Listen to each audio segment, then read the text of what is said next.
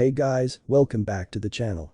This is a story about what if Naruto unlocked his tomoe sharingan in Percy Jackson. Before I start, please support for more amazing content and do consider subscribing to my channel and share this video with your friends. This is written by YamiNaruto and link in description and support writer. Let's start the video. I was a dark and scary forest, filled with full of withered old trees, not a single leaf on them. The air was stale and rank. There was no sign of life anywhere. Not even grass grew. There was no sun or moon. The sky was filled with the color of dusk, not day and not yet night. Lightning bolts were flashing through the sky. This place wasn't exactly pleasant. Yet, there was a girl in the forest, leaning her back against a giant pine tree's trunk. She was holding her hands close to her chest, crying in pain. Thalia. A familiar voice called her name. Hey, Annabeth, Thalia said in a strained voice, looking up at Annabeth. It's good to see you here. Any news? Sadly, nothing, Annabeth said. She knelt down on the ground in front of her. Then she took the green-colored healing crystal from her pocket and placed it on Thalia's forehead. It shone brightly to heal her body. How are you feeling? Thalia felt the effects of the poison were quickly fading away. Much better than before. After shining brightly for a few minutes, the crystal had been reached its limit. It stopped shining and turned red. Good, Annabeth said. She turned and looked at the crystal in her hand. It'll take some time to recharge it. But it's still not enough. We'll have to find someone permanent solution on the poison. She placed the crystal back in her pocket and looked at Thalia. I wish Naruto were here with us now. Naruto, yes, Thalia said. A tiny smile and a faint blush appeared on her face as she thought about him. He always knows what to do. Annabeth smiled when she saw her face. She sat down next to her and started telling her about the camp's condition and the outside world. Annabeth took her hand away from the Thalia's tree. How is she? Chiron asked from behind her. She turned toward him and said, she is feeling better than before. He breathed a sigh of relief. Things had gone downhill fast after Thalia's tree had been poisoned. Annabeth did her best to relieve Thalia's pain by using her healing crystal, but it was only temporary. But it's only a temporary solution, she said in a defeated tone. We need some permanent solution on this poison. Don't worry about it, Annabeth. We'll find it very soon, he said as he put a hand on his student's shoulder to try to comfort her. Anyway, I'd like you to go and meet Percy tomorrow and bring him back here. She looked at him and nodded her head. Good, he replied. He gave her a small smile. For now, go ahead and take some rest. You need it. He watched Annabeth make her way back to camp. Then he turned and looked back at the dying pine tree. Thalia's spirit had reinforced the magical borders of the camp, protecting it from the monsters. The pine tree had been here ever since, strong and healthy. But now, its needles were yellow. A huge pile of dead ones littered the base of the tree. In the center of the trunk, 3 feet from the ground, was a puncture mark the size of a bullet hole, oozing green sap. Naruto will not be happy after knowing about her condition, Dionysa said, suddenly appearing behind him from nowhere. Chiron couldn't help but agree with him. He didn't want to imagine what Son of Hades will do after knowing about her. Far away from them, in the dimension of Shinto gods, Naruto stood in the training ground, wearing black armor, metal arm guards and fingerless gloves. His pant and shinobi sandals were just black as his armor. Under his armor, he wore a gray shirt. He had 3 ninja pouches on his waist and had a black bracelet on his left arm. He quickly jumped aside just in time to avoid the barrage of shuriken came from a tree towards him. Then he avoided a kunai that came from a tree towards him, doing a backflip. He kicked the kunai into the air. As it fell back down, he caught it and threw it quickly at his opponent, who dodged it at the last second. But, in the meantime, Naruto had completed his last hand seal and called Jutsu's name. Blaze release. Fire Dragon Flame Bullet. He opened his mouth and exhaled a long stream of incredibly hot black fire from his mouth toward his opponent. It had taken a form of a large Chinese dragon. His opponent was a beautiful woman, wearing a red variant of the Konoha Jounin's uniform. She had alabaster skin that contrasted with her long and dark onyx hair. Her eyes were red with the sharingan spinning rapidly in them. Her name was Hitomi Uchiha, the daughter of Madara Uchiha and his mother. She quickly raised her hand and swatted Fire Dragon away easily. Your control over fire can easily suppress my father's. But, she said in an emotionless tone. Rings of black fire formed around her, it is far away from mine. Blaze release. 1,000 feeding crows. She created 1,000 crows out of black fire that entered into a wall formation in front of her. Naruto only thought one thing, oh shit. As all 1,000 crows enveloped him completely. Hitomi saw black fire began consuming whole place, some dried twigs and leaves. Suddenly, she felt a tip of sharp metal on her back.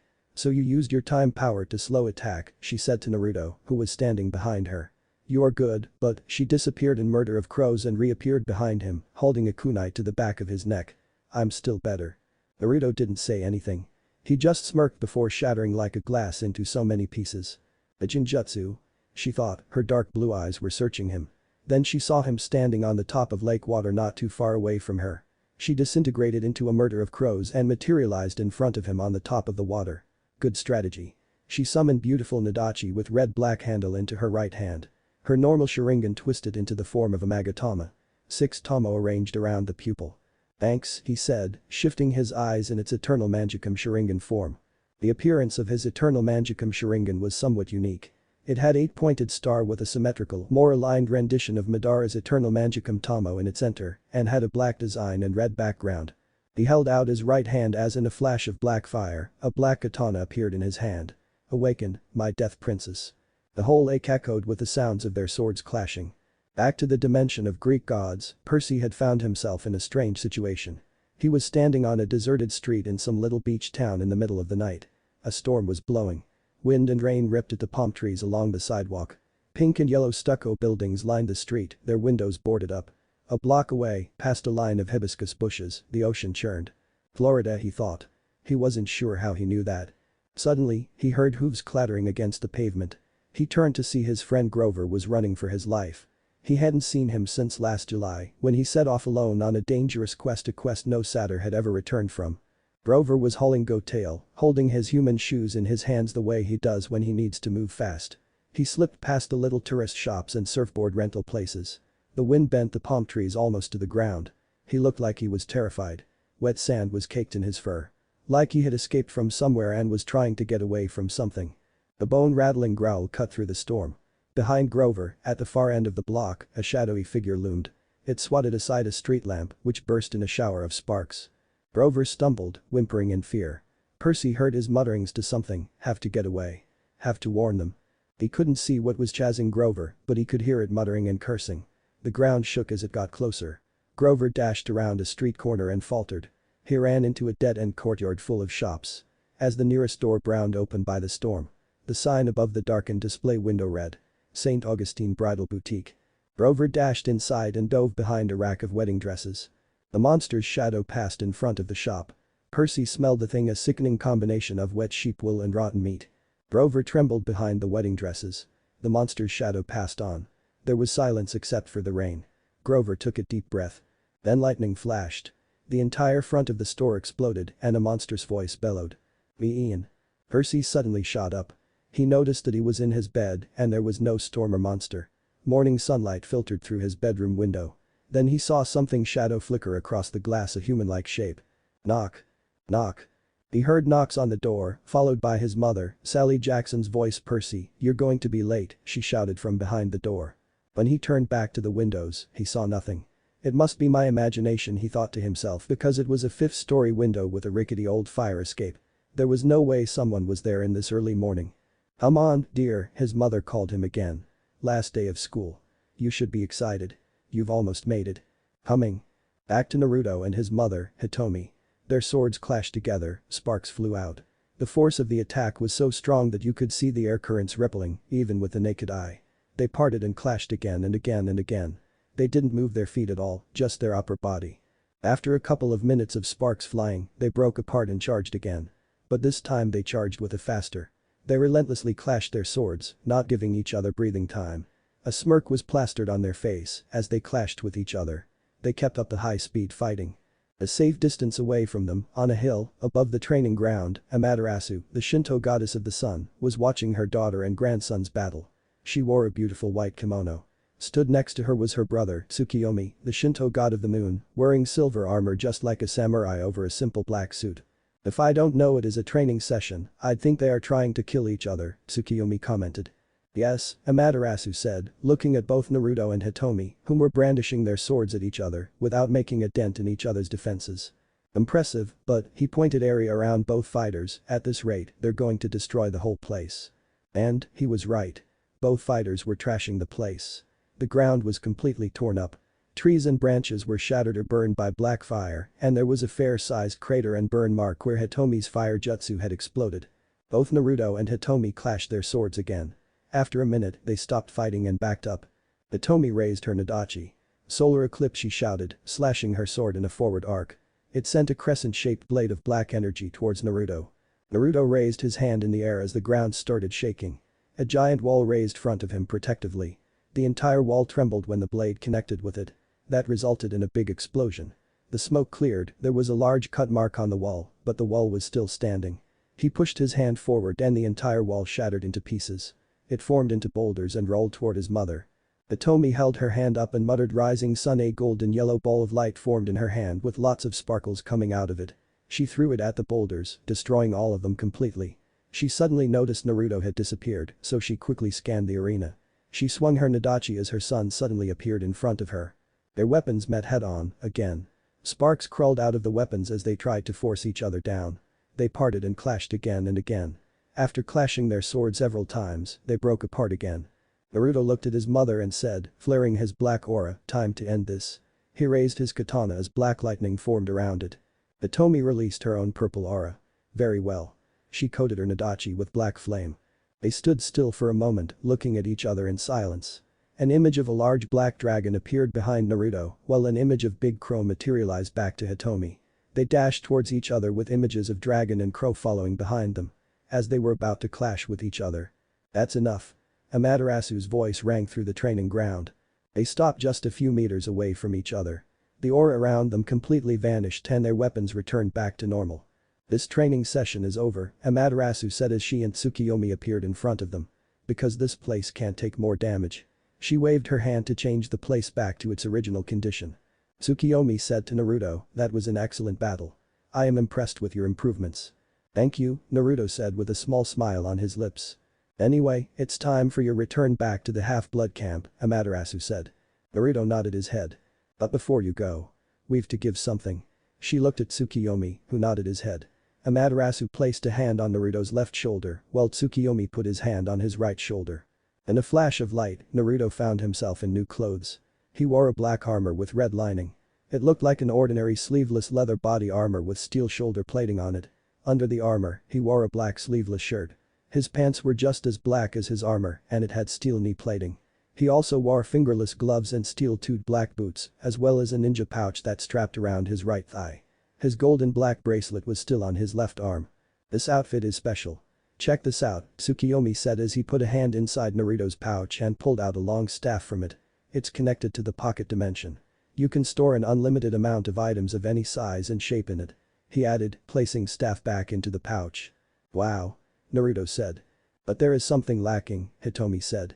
She snapped her fingers and a large black hooded cloak with red lining materialized over his outfit. Now, it's complete. Thanks mother. No problem, my son, she said. And Karasu-chan. A black bird, a raven, came out from her shadow and perched on her left shoulder. Protect my son. Karasu replied telepathically. Yes mistress. Good luck on your journey, Amaterasu stated. Go, your friends may need you. Naruto nodded. You're right, Grandma, he said. There is one thing I know about Percy, he is trouble magnet. He has worse luck that always puts him in danger, no matter if he is in the camp or in a dangerous quest. Naruto wasn't wrong about Percy's luck. First, he had attacked by 8-foot-tall giants with wild eyes and pointy teeth. Second, he had blamed for setting school building on fire. It hadn't his best day. At the moment, he was with his friend Tyson, who was the homeless kid at Meriwether College Prep. Tyson was so different. He was 6'3" and built like the abominable snowman, but he cried a lot and was scared of just about everything, including his own reflection. His face was kind of misshapen and brutal looking. His voice was deep, but he talked funny, like a much younger kid. He wore tattered jeans, grimy size 20 sneakers, and a plaid flannel shirt with holes in it. He smelled like a New York City alleyway, because that's where he lived, in a cardboard refrigerator box off 72nd Street. After walking few distance, Percy saw Annabeth waiting for them in an alley down Church Street. Her face was grimy and scratched. She had a ragged backpack slung over her shoulder, her baseball cap tucked in her pocket. Suddenly, she pulled them off the sidewalk as a fire truck screamed past, heading for Meriwether Prep. Where'd you find him? She demanded, pointing at Tyson. She glared at his big friend like he was the problem. And under different circumstances, Percy would have been really happy to see her. He had missed Annabeth probably more than he wanted to admit. But he hadn't in a good mood and he started to feel annoyed by her attitude towards Tyson, who had saved his life 3 or 4 times. He's my friend, he told her. Annabeth asked, is he homeless? What does that have to do with anything? He can hear you, you know. Why don't you ask him? She's surprised by this. He can talk. I talk, Tyson admitted. You're pretty. Ah. Gross. Annabeth stepped away from him. Percy was surprised at her rude behavior. But ignoring her, he examined Tyson's hands, which he was sure must have been badly scorched by the flaming dodgeballs, but they looked fine. Tyson, he said in disbelief. Your hands aren't even burned. Of course not, Annabeth muttered. I'm surprised the Laestrygonians had the guts to attack you with him around. Tyson seemed fascinated by Annabeth's blonde hair. He tried to touch it, but she smacked his hand away. Annabeth, Percy said, what are you talking about?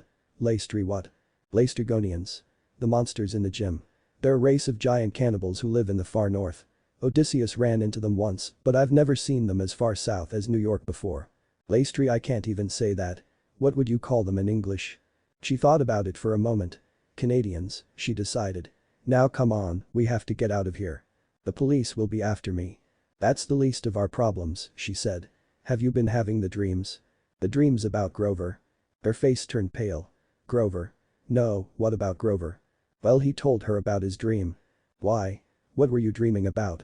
Her eyes looked stormy, like her mind was racing a million miles an hour. Camp, she said at last. Big trouble at camp. My mom was saying the same thing. But what kind of trouble? I don't know exactly.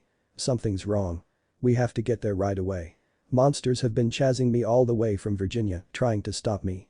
Have you had a lot of attacks? Percy shook my head. None all year until today. None?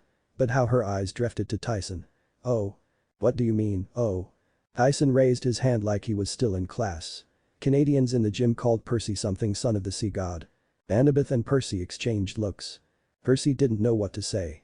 But he thought Tyson deserved the truth after almost getting killed. Big guy, he said, you ever hear those old stories about the Greek gods? Like Zeus, Poseidon, Athena? Yes, Tyson said. Well, those gods are still alive. They kind of follow Western civilization around, living in the strongest countries, so like now they're in the US. And sometimes they have kids with mortals. Kids called half-bloods. Yes, Tyson said, like he was still waiting. Percy said something. Well, Annabeth and I are half-bloods, Percy said. We're like heroes in training. And whenever monsters pick up our scent, they attack us. That's what those giants were in the gym. Monsters. Yes. Percy stared at his friend Tyson, who didn't seem surprised or confused by what he was telling him. So you believe me? Tyson nodded. But you are son of the sea god. Yeah, he admitted. My dad is Poseidon. Tyson frowned. Now he looked confused. But then. The siren wailed. A police car raced past alley. Here Annabeth stopped on the corner of Thomas and Trimble. She fished around in her backpack. I hope I have one left. What are you looking for? Percy asked. Around them, sirens wailed. It wouldn't be long before more cops cruised by, looking for a juvenile delinquent gym bombers. No doubt Matt Sloan have given them a statement by now. Percy thought. Pound 1. Thank the gods. Annabeth said to herself, pulling out a gold coin, drachma, and the currency of Mount Olympus. It had Zeus's likeness stamped on one side and the Empire State Building on the other. Annabeth, Percy said, New York taxi drivers won't take that. Stethi, she shouted in ancient Greek. O Harma diabols. She spoke in the language of Olympus. Percy somehow understood it, she said. Stop, chariot of damnation. She threw her coin into the street, but instead of clattering on the asphalt, the drachma sank right through and disappeared. For a moment, nothing happened. Then, just where the coin had fallen, the asphalt darkened. It melted into a rectangular pool about the size of a parking space, bubbling red liquid like blood. Then a car erupted from the ooze. It was a taxi, but unlike every other taxi in New York, it wasn't yellow. It was smoky gray. There were words Grey Sisters printed on the door, but in Percy's eyes, it looked something like GIRESSIRES. The passenger window rolled down, and an old woman stuck her head out. She had a mop of grizzled hair covering her eyes, and she spoke in a weird mumbling way, like she'd just had a shot of Novocaine. She asked, passage? Passage? Free to Camp Half-Blood, Annabeth said. She opened the cab's back door and waved at Percy to get in, like this was all completely normal. Atch. The old woman screeched. We don't take his kind. She pointed a bony finger at Tyson. Extra pay, Annabeth promised. 3 more drachma on arrival. Done. The woman screamed. Percy got in the cab. Tyson squeezed in the middle. Annabeth crawled at last. They all strapped themselves in. Inside of taxi interior was also smoky gray, but it felt solid enough. The seat was cracked and lumpy, no different than most taxis. There was no plexiglass screen separating us from the old lady driving. Then Percy saw there wasn't one lady, they were three, all crammed in the front seat, each with stringy hair covering their eyes, bony hands, and a charcoal-colored sackcloth dress. The one driving said, Long Island.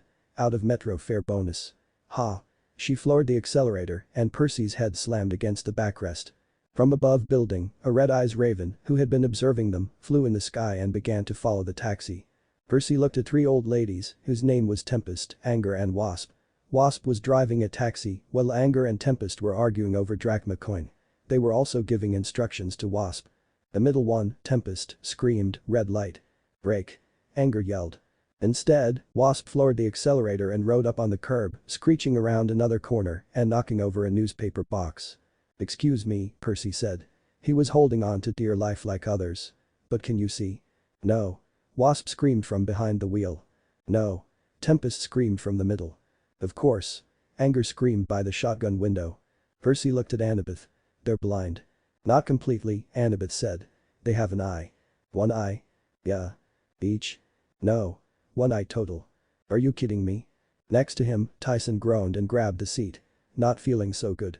His face was beginning to spot an ugly green color. Hold on Tyson, Percy said. Anybody got a garbage bag or something? The three gray ladies didn't pay any attention to him. So he looked over at Annabeth, who was hanging on for dear life, and he gave her why did you do this to me look. Hey, she said, Gray Sister's taxi is the fastest way to the camp. Then why didn't you take it from Virginia? That's outside their service area, she said, like that should be obvious. They only serve greater New York and surrounding communities. You're from the Half-Blood camp, right? Anger asked. Percy nodded. Wasp asked, do you know Naruto? Yes, Annabeth said. He is our friend. Tempest stated, we want to meet him. Anger said. Yes. Yes. Wasp said. We're his fans. Seriously, how many fans do Naruto really have? Percy thought to himself, thinking about his friend. Well, we'll tell him, Annabeth said. She was also surprised by increasing numbers of Naruto's fan club. Anyway, we've had famous people in this cab. Anger exclaimed. Jason. You remember him? Don't remind me. Wasp wailed. And we didn't have a cab back then, you old bat. That was 3,000 years ago. Give me the tooth. Anger tried to grab at the Wasp's mouth, but Wasp swatted her hand away. Only if Tempest gives me the eye. No. Tempest screeched. You had it yesterday. Soon the three sisters were fighting for real now, slapping each other as Anger tried to grab at Wasp's face and Wasp tried to grab at Tempest's. With their hair flying and their mouths open, screaming at each other. Suddenly, Percy realized that none of the sisters had any teeth except for Wasp, who had one mossy yellow incisor. Instead of eyes, they just had closed sunken eyelids, except for Anger, who had one bloodshot green eye that stared at everything hungrily, as if it couldn't get enough of anything it saw. Finally Anger, who had the advantage of sight, managed to yank the tooth out of her sister Wasp's mouth. This made Wasp so mad she swerved toward the edge of the Williamsburg Bridge, yelling, I've it back. I've it back. Tyson groaned and clutched his stomach. If anybody's interested, Percy said, we're going to die. Don't worry, Annabeth told me, sounding pretty worried. The Grey sisters know what they're doing. They're really very wise. Yes, wise. Anger grinned in the rearview mirror, showing off her newly acquired tooth. We know things. We know all. Every road in Manhattan, the capital of every country and the location that you seek, Tempest said. Immediately her sisters pummeled her from the side, screaming, be quiet. Be quiet. He didn't even ask yet. What? Percy said with a confused look on his face. What location? I'm not seeking any. Nothing. Tempest said. You're right, boy. It's nothing. Tell me. No. They all screamed. The last time we told, it was horrible. Tempest yelled. I tossed in the lake. Anger agreed. Here's to find it again. Wasp moaned. And speaking of that, give it back. No. Anger yelled. I. Wasp yelled. Dim. The three sisters then began to fight over the eye. Suddenly, something flew out of Anger's face. Anger fumbled for it, trying to catch it, but she only managed to beat it with the back of her hand. The slimy green orb sailed over her shoulder, into the back seat, and straight into Percy's lap. Percy jumped so hard, his head hit the ceiling and the eyeball rolled away. I can't see. All three sisters yelled. Give me the eye. Wasp wailed. Give her the eye. Annabeth screamed. I don't have it. Percy said. There, by your foot, Annabeth said. Don't step on it. Get it. The taxi slammed against the guardrail and skidded along with a horrible grinding noise. The whole car shuddered, billowing gray smoke as if it were about to dissolve from the strain. Going to be sick. Tyson warned. Annabeth, Percy yelled, let Tyson use your backpack. Are you crazy? Get the eye. Wasp yanked the wheel, and the taxi swerved away from the rail, and they hurtled down the bridge to Brooklyn, going faster than any human taxi. The Grey sisters screeched for their eye again. Percy ripped off a chunk of his tie-dyed t-shirt, which was already falling apart from all the burn marks, and used it to pick the eyeball off the floor. Nice boy. Anger cried, as if she was somehow known about it. Give it back. Not until you explain, Percy told her. What were you talking about? The location I seek. No time. Tempest cried. Accelerating. They were already out of Brooklyn, heading through the middle of Long Island. Percy, Annabeth warned, they can't find our destination without the eye. We'll just keep accelerating until we break into a million pieces. First they have to tell me, Percy said. Or I'll open the window and throw the eye into oncoming traffic. No. The Grey sisters wailed. Too dangerous. I'm rolling down the window. Wait. The Grey sisters screamed. 30, 31, 75, 12. Suddenly, Naruto blinked. 30, 31, 75, 12. What is this? I'll have to find about it, he thought. Are you okay? Hitomi asked. It's nothing. Naruto said. My summon has given me some information about Percy. And what is it? Amaterasu asked curiously. Percy is going back to the camp. Hitomi looked at her son suspiciously. There is more. Isn't it? Yes, he admitted. I've got something and I've to find out what it is. Hitomi nodded. Goodbye son, she said, giving him a hug. Thanks, Naruto said. He turned to his grandmother to give her a hug and said goodbye to Tsukiyomi. He moved away from them as a dimension gate opened up under his feet and he disappeared in it. If there was anything Percy had hated worse than trios of old ladies, it was bulls. Last summer, he and Naruto fought the Minotaur on top of Half-Blood Hill. This time what he saw up there was even worse. Two fires-breathing bronze bulls size of elephants. As soon as they exited the taxi, the Grey sisters peeled out, heading back to New York, where life was safer. They didn't even wait for their extra 3 drachma payment. They just left them on the side of the road, Annabeth with nothing but her backpack and knife, Tyson and Percy still in their burned-up tie-dyed gym clothes. Oh, man, Annabeth said, looking at the battle raging on the hill. They saw the 10 or so campers on the hill, decked out in full Greek armor, trying to fend off the beasts, and it was not working so well. This is not possible, Percy thought. The camp's magic boundaries didn't allow monsters to cross past Thalia's tree. One of the heroes shouted, Border Patrol, to me. A girl's voice, gruff and familiar. Border Patrol. He thought. But the camp doesn't have a border patrol. It's Clarice, Annabeth said. Come on, we have to help her. Normally, rushing to Clarice's aid would not have been high on Percy's to-do list. She was one of the biggest bullies at camp. The first time they had met, she tried to introduce his head in a toilet. She was also a daughter of Ares, and he had a very serious disagreement with her father last summer, so now the god of war and all his children basically hated his guts. Still, she is in the trouble, he thought. Clarice's fellow warriors were scattering, running in panic as the bulls charged. The grass was burning in huge swathes around the pine tree. One hero screamed and waved his arms as he ran in circles, the horsehair plume on his helmet blazing like a fiery mohawk. Clarice's own armor was charred. She was fighting with a broken spear shaft, the other end embedded uselessly in the metal joint of one bull's shoulder. Uncapping his pen, making the bronze sword appear, Percy said, Tyson, stay here. I don't want you taking any more chances. No. Annabeth said. We need him. He stared at her. He's mortal. He got lucky with the dodgeballs, but he can't. Percy, do you know what those are up there? The Colchis bulls, made by Hephaestus himself. We can't fight them without Medea's sunscreen SPF 50,000. We'll get burned to a crisp. Medea's what? Annabeth rummaged through her backpack and cursed. I had a jar of tropical coconut scent sitting on my nightstand at home. Why didn't I bring it? Percy had learned a long time ago not to question Annabeth too much. It just made him more confused. Look, I don't know what you're talking about, but I'm not going to let Tyson get fried. Percy. Tyson, stay back. He raised his sword. I'm going in. Tyson tried to protest, but Percy was already running up the hill toward Clarice, who was yelling at her patrol, trying to get them into a phalanx formation. It was a good idea. The few who were listening lined up shoulder to shoulder, locking their shields to form an ox-hide and bronze wall, their spears bristling over the top like porcupine quills. Unfortunately, Clarice could only muster 6 campers. The other 4 were still running around with their helmets on fire. Annabeth ran toward them, trying to help. She taunted one of the bulls into chasing her, then turned invisible, completely confusing the monster. The other bull charged Clarice's line. Percy was halfway up the hill, but he was not close enough to help. The bull moved deadly fast for something so big. Hold the line. Clarice ordered her warriors. Unfortunately, at that moment, the other bull lost interest in finding Annabeth. It turned, wheeling around behind Clarice on her unprotected side. "Behind you." Percy tried to warn her. "Look out." But it was his wrong move, and bull number 1 crashed into her shield, and the phalanx broke. Clarice went flying backward and landed in a smoldering patch of grass. The bull charged past her, but not before blasting the other heroes with its fiery breath.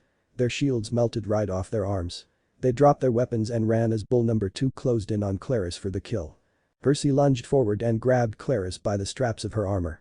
He dragged her out of the way just as bull number 2 freight-trained beast, but he felt the heat of its metal skin. Its body temperature could have microwaved a frozen burrito. "Let me go." Clarice pummeled Percy's hand. "Percy, curse you." He dropped her in a heap next to the pine tree and turned to face the bulls while Annabeth ordered the remaining heroes to attack. They tried to stop them because all camp's at risk if these bulls got past to them. Percy took his sword and lunged toward bulls. He attempted to attack them, but he couldn't fight both bulls at the same time. He was already getting tired. He avoided another attack. But before he could feel too good about that, his foot caught on something and pain shot up his ankle. Bull number 1 glared at the Percy menacingly before it charged at him. Son of Poseidon tried to get back up, but with his sprained ankle, he didn't get very far.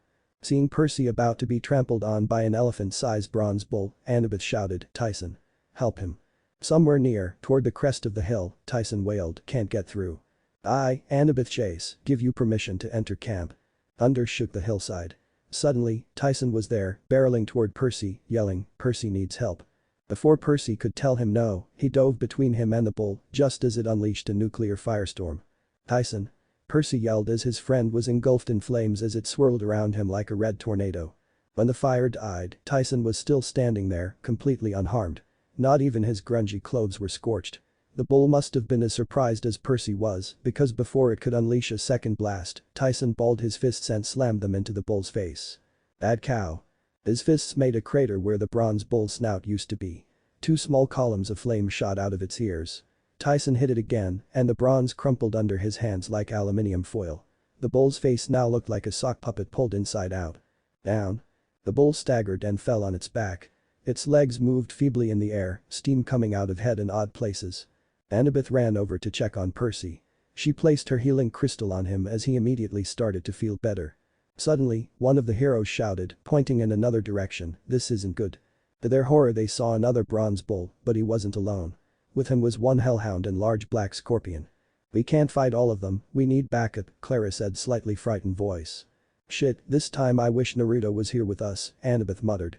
Percy heard her and he agreed with her. He always knows what to do, he thought as he watched monsters were coming toward them. Then something happened with all monsters. They stopped, they looked afraid of something or someone. Light faded. Sound and color drained away. A cold, heavy presence passed over a place, slowing time, dropping the temperature to freezing point. A large dark portal appeared in between both monsters and heroes. A lone dark humanoid figure walked out of it. The darkness lifted. He wore a large black cloak, the hood completely hiding his face. But there was a familiar bird on his shoulder. "Then Naruto," Annabeth said as she immediately recognized Karasu. There were happiness and hope in her voice. "Naruto," Clarice shouted happily. "He is back." The monsters weren't moving. They were afraid of him. A black aura tore out of Naruto's body, forming into an imposing skeletal figure with 4 hands. Ribs became sheathed in flesh, and flesh clothed in armor. The warrior towered over all monsters, heavy black chains wrapped around his right side of the shoulder and one hand. Glowing red eyes staring at all monster. All monsters almost took a step back. But with quick reflexes, the warrior caught both bulls and slammed them onto each other. They disintegrated like crumbling sand. "Wow." Clara said, she was clearly impressed by his power. "So, this is Susanoo. He looks cooler and more dangerous than last time," a hero besides her said. Both Scorpion and Hellhound tried to run away. "No, you're not," Naruto said in an emotionless tone. Susanoo placed his right hand on the ground as a large black chains emerged from under both monsters' feet and tied both of them down. "Goodbye," he said, setting chains on black fire. Intently, his flaming chains turned monsters into nothing but ash. Susanoo had vanished. Naruto pulled off his hood. They noticed he hadn't changed much. But he was now slightly tall and his face was angular and sharper, possessing no baby fat whatsoever. His outfit was showing off his athletic built body, well-built muscles, and strange crimson markings on his body and Prussian blue crescent moon symbol on his right arm. His slightly long black hair was blowing in the wind. "Percy," he said, "are you okay?" "Yes, I'm fine," Percy said. Annabeth gave Naruto a hug and said, "Thanks for help." "You're welcome." He gave her a return hug, but he noticed the jealous look on Percy's face. "It's nice to see you again, little sister." Percy relieved after hearing that. "It's nice to see you too, Naruto," Annabeth said, releasing him from the hug. She smiled at him. Clarice walked next Naruto. She pulled off her helmet and glared right at Percy. "You ruin everything," she screamed. "I had everything completely under control until you came along." Percy was too stunned to answer. Naruto said, "Good to see you too, Clarice." Clarice looked at him and smiled. "Welcome back, Naruto, and thanks for the help," she said before looking back at Percy. She glared at him again. "Percy, don't ever try saving me again." "Clarice," Annabeth said, "you've got winded campers." "Clarice," Naruto said, "go and check them. Karasu-chan will help you to heal them." He gave Karasu a nod as she flew from his shoulder and began to fly toward winded campers. Clarice nodded. "I'll be back," she said, then trudged off to assess the damage. Percy then saw his friend Tyson and said in awe and confusion, "You didn't die." Naruto looked at Tyson and raised his eyebrows. "How did you cross the barrier?" "My fault," Annabeth said. "I had no choice. I had to let Tyson cross the boundary line to save Percy. Otherwise, he would have died." "Let him cross the boundary line?" Percy asked. "But..." "Percy," Naruto said, looked at your friend closely in the face. "Ignore the mist and really look at him." Percy sighed before he looked at his tall friend. He saw the mist disappear around his face area and that made his eyes widen. His friend, Tyson, had one eye. One large calf brown eye, right in the middle of his forehead, with thick lashes and big tears trickling down his cheeks on either side. "Tyson," he stammered. "You're a Cyclops," Annabeth said. "A baby Cyclops," Naruto corrected her. "Yes, a baby, by the looks of him. Probably why he couldn't get past the boundary line as easily as the bulls. Tyson's one of the homeless orphans." Percy asked, "One of the what?" "They're in almost all the big cities," she said distastefully. "They're mistakes, Percy. Children of nature, spirits and gods, well, one god in particular, usually, and they don't always come out right. No one wants them. They get tossed aside. They grow up wild on the streets. I don't know how this one found you, but he obviously likes you. We should take him to Chiron. Let him decide what to do." "But the fire. How?" "He's a Cyclops." This time Naruto answered his question. "They work the forges of the gods. They are immune to fire." Percy just let his jaw drop at that, trying to figure out how he had never noticed that little fact about his tall friend. Clarice came back over and wiped the soot off her forehead. "They all are fine, Naruto. But we need help to carry the winded back to the big house." "Don't worry about that," Naruto said to her. He waved his hand and all winded campers sank into their shadow. "It's done. They are now in the big house." "Thanks," she said. "Anyway, I am going to big house. Let Tantalus know what happened." "Tantalus?" Percy asked. "The activities director," Clara said impatiently. "Chiron is the activities director. And where's Argus? He's head of security. He should be here." Clarice made a sour face. "Argus got fired. You three have been gone too long. Things are changing. But Chiron, he's trained kids to fight monsters for over 3,000 years. He can't just be gone." "What happened?" "That happened," Clara snapped. She pointed at Thalia's tree. Percy's eyes winded after seeing the condition of three. Its needles were yellow and a huge pile of dead ones littered the base of the tree. In the center of the trunk was a puncture mark the size of a bullet hole, oozing green sap. It was dying. They suddenly felt a massive pressure settle upon them. It felt like a huge weight was pressing on their chest, making it impossible to breathe. "Annabeth," Naruto said angrily. His eyes were red. They had 4 concentric circles with 9 tomoe in the 3 circles closest to the pupil. "Tell me everything." Far away from them, deep down in the earth just above the earth's inner core, it was a large cave, filled with frigid underground springs and bubbling, active pools of volcanic magma. The temperature of the cave was extremely high. It can easily match up with the temperature of the surface of the sun. There was a lone figure sitting on the top of the earth platform, floating 2 feet in midair. He appeared to be meditating and gathering energy from the earth's core in his body. His whole body was hidden behind large dark brown cloak with hoods. Its golden brown eyes opened, showing its lit pupils like cats. "So you're finally back. TBC. Thalia's tree is poisoned," Annabeth said. She found it kinda hard to breathe because of large pressure.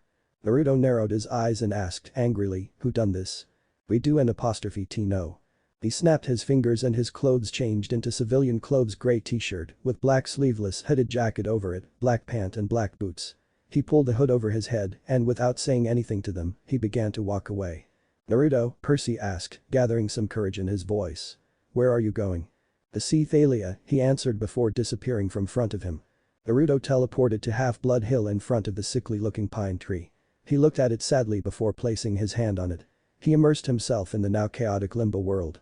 Instead of the usual green forest, it was a dark forest, filled with half-dead trees.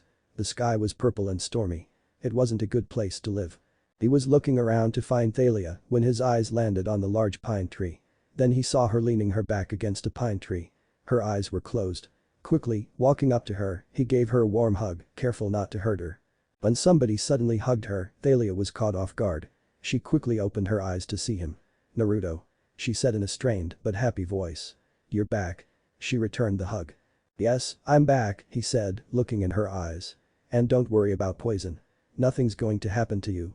I will save you. It's my promise." They held each other tightly for a few minutes before they separated away from each other. Naruto placed his hand over her forehead and ran a quick diagnostic jutsu. Bright green light encased her before he finally sat beside her with a thoughtful look. He opened his pouch and took a small needle and a glass bottle out. "I need your blood sample," he said to Thalia, earning a nod from her. He took her blood and put it inside of a small glass bottle. He put both back in his pouch. "Naruto," she said, softly. He looked at her. She looked sick, but her beautiful blue eyes were filled with many emotions like fear, hope and love. "Before I die I want to tell you something." "You aren't going to die, Thalia." He tried to say something to her, but it was cut off by her, leaning up and weakly kissing him on the lips. "Shut up," she shouted with a small blush after breaking up kiss. "I want to say I like you." She looked in his eyes and kissed his mouth again, this time with hot longing passion. They broke the kiss and looked at each other in the eyes. "You like me?" he asked. He saw she gave a nod, her face was still a little red from blushing. He smiled at her. "I like you too, Thalia." This time, he was the one who leaned forward to capture her mouth with his own. She snaked her arm around his neck once more, her fingers tangling in his hair. Her lips more pressed by his lips and his tongue tried to go through her mouth. And then she mumbled between they kissed. She grabbed him and welcoming his tongue in her mouth. He pushed her with their kiss until she laid her back on the tree. She closed her eyes and grabbed him, melt into his kiss. They pull apart, breathing heavily, and he gives her a small smile. "You are the most beautiful girl I've ever met," he said, and he kissed her again. She smiled and she wanted to continue this forever. They broke the kiss again. He held her tightly. "Now, sleep. You need rest." She nodded and rested her head on his shoulder. He used some medical jutsu to reduce her pain. Looking at her beautiful sleeping face, he thought, "I'll have to do something." Things didn't look different in Half-Blood Camp. The big house was still there with its blue gabled roof and its wraparound porch. The strawberry fields still baked in the sun. The same white column Greek buildings were scattered around the valley, the amphitheater, the combat arena, the dining pavilion overlooking Long Island Sound. And nestled between the woods and the creek were the same cabins, a crazy assortment of 12 buildings, each representing a different Olympian god. But there was an air of danger now. Like something was wrong. Instead of playing volleyball in the sand pit, counselors and satyrs were stockpiling weapons in the tool shed. Dryads armed with bows and arrows talked nervously at the edge of the woods. The forest looked sickly, the grass in the meadow was pale yellow, and the fire marks on Half-Blood Hill stood out like ugly scars. Percy, Annabeth and Tyson made their way to the big house. Percy recognized a lot of kids from last summer. Nobody stopped to talk. Nobody said, "Welcome back." Some did double takes when they saw Tyson, but most just walked grimly past and carried on with their duties, running messages, toting swords to sharpen on the grinding wheels. The camp felt like a military school. None of that mattered to Tyson. He was absolutely fascinated by everything he saw. "What's that?" he gasped. "The stables for Pegasi," Percy said. "The winged horses." "What's that?" Those are the toilets." "What's that?" "The cabins for the campers. If they don't know who your Olympian parent is, they put you in the Hermes cabin, that brown one over there, until you're determined. Then, once they know, they put you in your dad or mom's group." He looked at Percy in awe. "You have a cabin?" "Number 3. Percy pointed to a low gray building made of sea stone. "You live with friends in the cabin?" "No. No, just me," Percy said. He didn't know how he was going to explain him. Thalia, Naruto and him were Big Three's children, whom weren't supposed to be born. Thalia had gotten herself turned into a pine tree when she was 12. Naruto, well, he was Naruto. He had his other powerful relatives to protect him. But he was doing his best not to follow Zeus's daughter's example. He had nightmares about what Poseidon might turn him into if he was ever on the verge of death. When they got to the big house, they found Chiron in his apartment, listening to his favorite 1960s lounge music while he packed his saddlebags. He was a centaur after all. From the waist up, he looks like a regular middle-aged guy with curly brown hair and a scraggly beard. From the waist down, he's a white stallion. He can pass for human by compacting his lower half into a magic wheelchair. But most of the time, if the ceilings are high enough, he prefers hanging out in full centaur form. As soon as Tyson saw him, he froze. "Pony," he cried in total rapture. Chiron turned, looking offended. "I beg your pardon." Annabeth ran up and hugged him. "Chiron, what's happening? You're not leaving?" Her voice was shaky. Chiron was like a second father to her.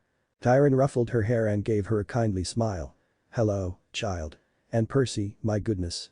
You've grown over the year." He noticed Naruto wasn't with them. "Where is Naruto?" "I've heard he has returned from his training trip." Annabeth said, "He is with Thalia." "How did he take it?" Percy shivered after remembering Naruto's scary eyes. "I don't want to remember it." "Percy's friend is scary," Tyson said. Percy did completely agree with him. "Well, thanks for compliment." Naruto voice said from behind them. "Naruto?" Chiron said. "No, I'm his clone. Boss is with Thalia."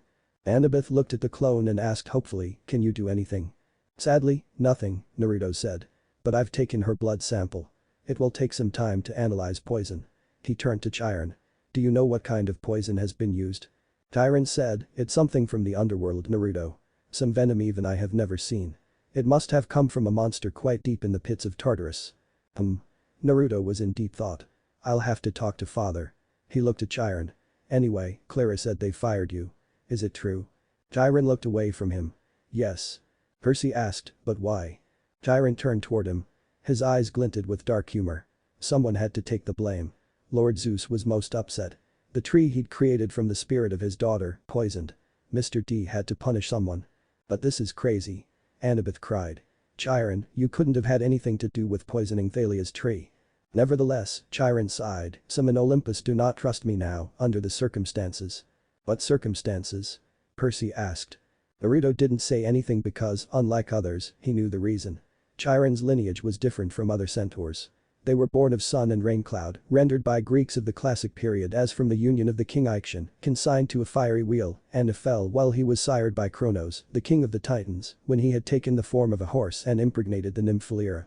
Chiron's face darkened. He stuffed a Latin-English dictionary into his saddlebag while the Frank Sinatra music oozed from his boombox. Tyson was still staring at Chiron in amazement. He whimpered like he wanted to pat Chiron's flank but was afraid to come closer. "Pony." Chiron sniffed. "My dear young Cyclops. I am a centaur." "Chiron," Percy said, "then we know who's responsible." Crow. "Do not invoke the Titan Lord's name, Percy. Especially not here, not now. But last summer he tried to cause a civil war in Olympus. This has to be his idea. He'd get Luke to do it, that traitor." "Perhaps," Chiron said. "But I fear I am being held responsible because I did not prevent it and I cannot cure it. The tree has only a few weeks of life left unless." "Unless what?" Annabeth asked. "No," Chiron said. "A foolish thought. Thalia's tree is a source of power and it is poisoned," Naruto explained. "Now, the whole valley is feeling the shock of the poison. The magical borders are deteriorating. The camp itself is dying." Chiron said, "Only one source of magic would be strong enough to reverse the poison and it was lost centuries ago." "What is it?" Percy asked. "We'll go find it." Chiron closed his saddlebag. He pressed the stop button on his boombox. Then he turned and rested his hand on Percy's shoulder, looking him straight in the eyes, he said, "Percy, you must promise me that you will not act rashly. It's much too dangerous. But stay here now. Train hard. Learn to fight. But do not leave." "Why?" Percy asked. "I want to do something. I can't just let the borders fail. The whole camp will be overrun by monsters," Chiron said. "Yes, I fear so. But you must not let yourself be baited into hasty action. This could be a trap of the Titan Lord. Remember last summer. Don't worry about Camper Thalia, Chiron. I will find a way to save both of them and you," Naruto said as he started to disappear in a flock of crows. "Just do one thing, stay in camp." He completely vanished from there. "What is going on in your mind, Naruto?" Chiron thought. The sun was setting behind the dining pavilion as the campers came up from their cabins. Percy and Tyson were standing in the shadow of a marble column and watching campers file in. Annabeth was still pretty shaken up. She was with her siblings from the Athena cabin, a dozen boys and girls with blonde hair and gray eyes like hers. Annabeth wasn't the oldest, but she'd been at camp more summers than just about anybody, so no one questioned her right to lead the line. Next came Clarice, leading the Ares cabin. She had one arm in a sling and a nasty-looking gash on her cheek, but otherwise her encounter with the bronze bulls didn't seem to faze her. Someone had taped a piece of paper to her back that said, "You moo, girl." But nobody in her cabin was bothering to tell her about it. After the Aries kids came the Hephaestus cabin, 6 guys led by Charles Beckendorf, a big 15-year-old African-American kid. He had hands the size of catcher's mitts and a face that was hard and squint from looking into a blacksmith forge all day. He was a nice guy, but no one ever called him Charlie or Chuck or Charles. Most just called him Beckendorf. He could make anything. Give him a chunk of metal, and he could create a razor-sharp sword or a robotic warrior or a singing bird bath for your grandmother's garden. Whatever you wanted. The other cabins filed in. Demeter, Apollo, Aphrodite, and Dionysus. Naiads came up from the canoe lake. Dryads melted out of the trees. From the meadow came a dozen satyrs.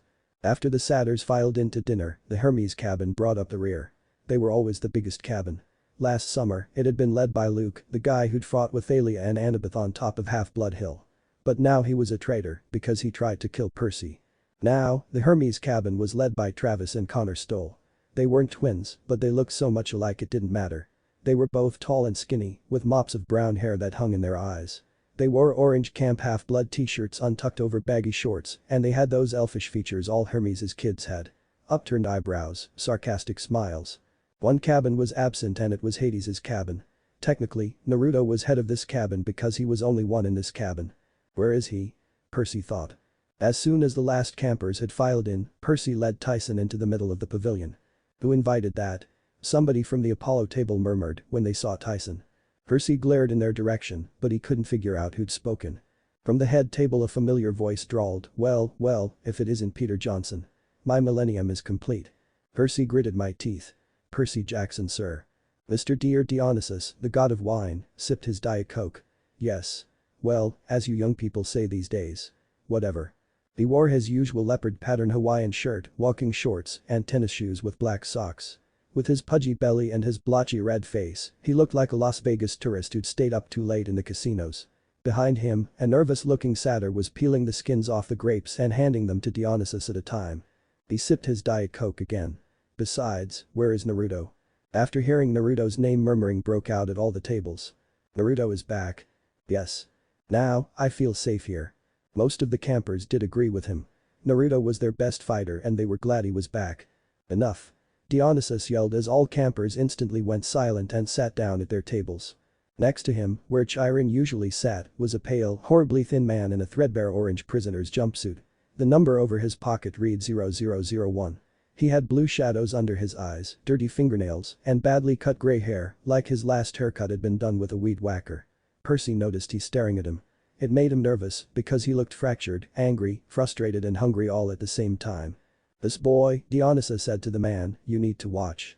Poseidon's child, you know. Ah. The man said. That one. His tone made it obvious that he and Dionysus had already discussed about Percy at length. I am Tantalus, the man said, smiling coldly. On special assignment here until my lord Dionysus decides otherwise. And you, Perseus Jackson, I do expect you to refrain from causing any more trouble. Trouble? Percy demanded. Dionysus snapped his fingers. A newspaper appeared on the table, the front page of today's New York Post. There was Percy's yearbook picture from Meriwether Prep with the headline. 13-year-old lunatic torches gymnasium. Yes, trouble, Tantalus said with satisfaction. You caused plenty of it last summer, I understand. Percy was too mad to speak. This guy was pissing him off. The satyr inched forward nervously and set a plate of barbecue in front of Tantalus.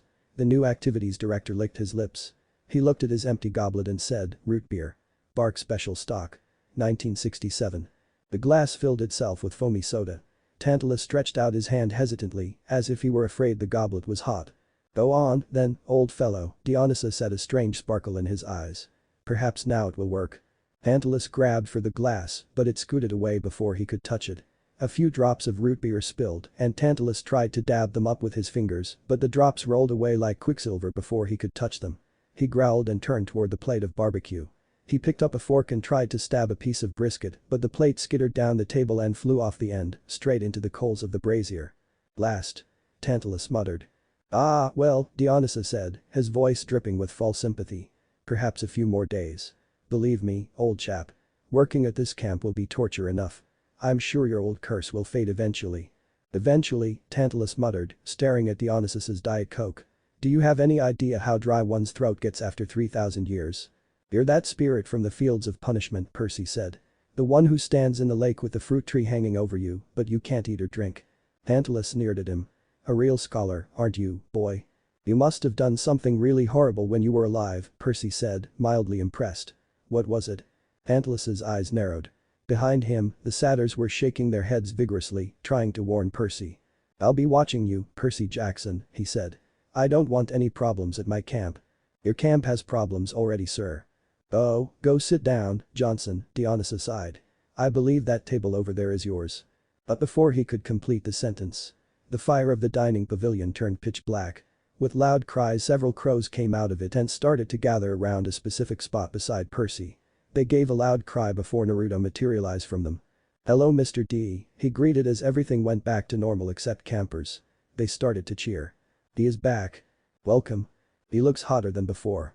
Well, you're back and it looks like you're pretty much popular, Dionysus said, hearing campers. He sipped his Diet Coke. Nevertheless, welcome back. Thank you Mr. D, Naruto said. Then he turned towards a new activities director. And you are? I am Tantalus, the new activities director, Tantalus said with a smirk. Tantalus, I've heard that name before, he said thoughtfully, placing his hand on his chin. Aha. You're that man interesting. That man? Percy asked. Trust me. It's better if you don't know about it. Whatever, Percy said, come on, Tyson. Oh, no, Tantalus said. The monster stays here.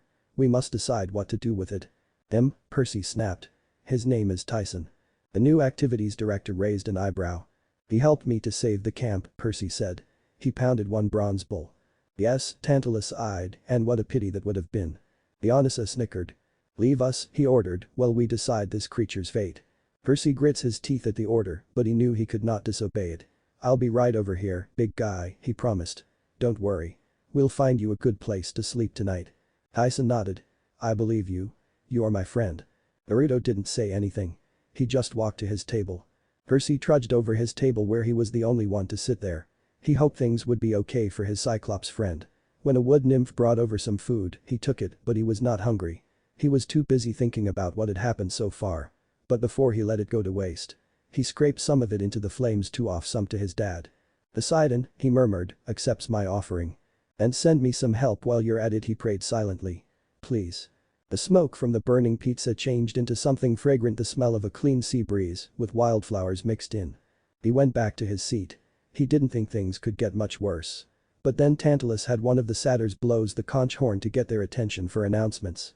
Dionysus clapped politely, leading to some half-hearted applause from the satyrs.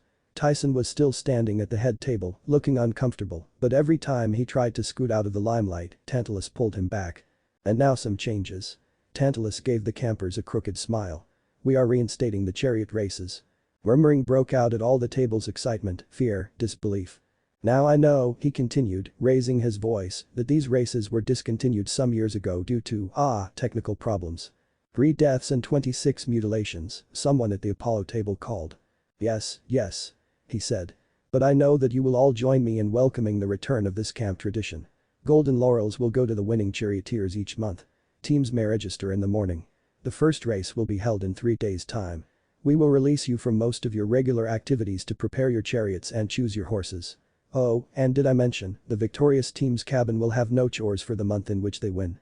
An explosion of excited conversation. No KP for a whole month. No stable cleaning. Was he serious? But, sir. Clarice objected. She looked nervous, but she stood up to speak from the Ares table. Some of the campers snickered when they saw the Yumu girl. A sign on her back. What about patrol duty? Before Tantalus could say anything, Naruto said, don't worry about it, I'll handle it. He made some hand seals and slammed his hand on the table. Summoning jutsu. As a large crow came out from his shadow, shocking new camp activities director and few campers who didn't see anything like this before.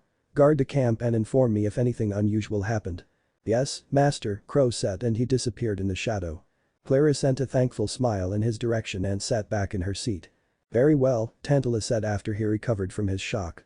But before we proceed to the campfire and sing-along, one slight housekeeping issue. Percy Jackson and Annabeth Chase have seen fit, for some reason, to bring this here. He waved a hand toward Tyson.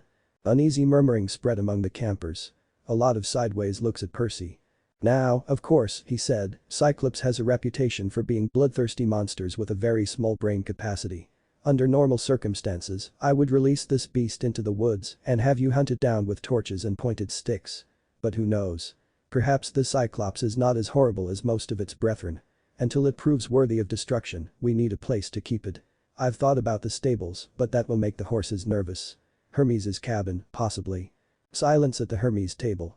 Travis and Connor Stoll developed a sudden interest in the tablecloth. Percy couldn't blame them. The Hermes cabin was always full to bursting. There was no way they could take in a 6'3" Cyclops. Now, he chided. The monster may be able to do some menial chores. Any suggestions as to where such a beast should be kennelled? Suddenly, everybody gasped while Naruto raised his eyebrow. Tantalus scooted away from Tyson in surprise.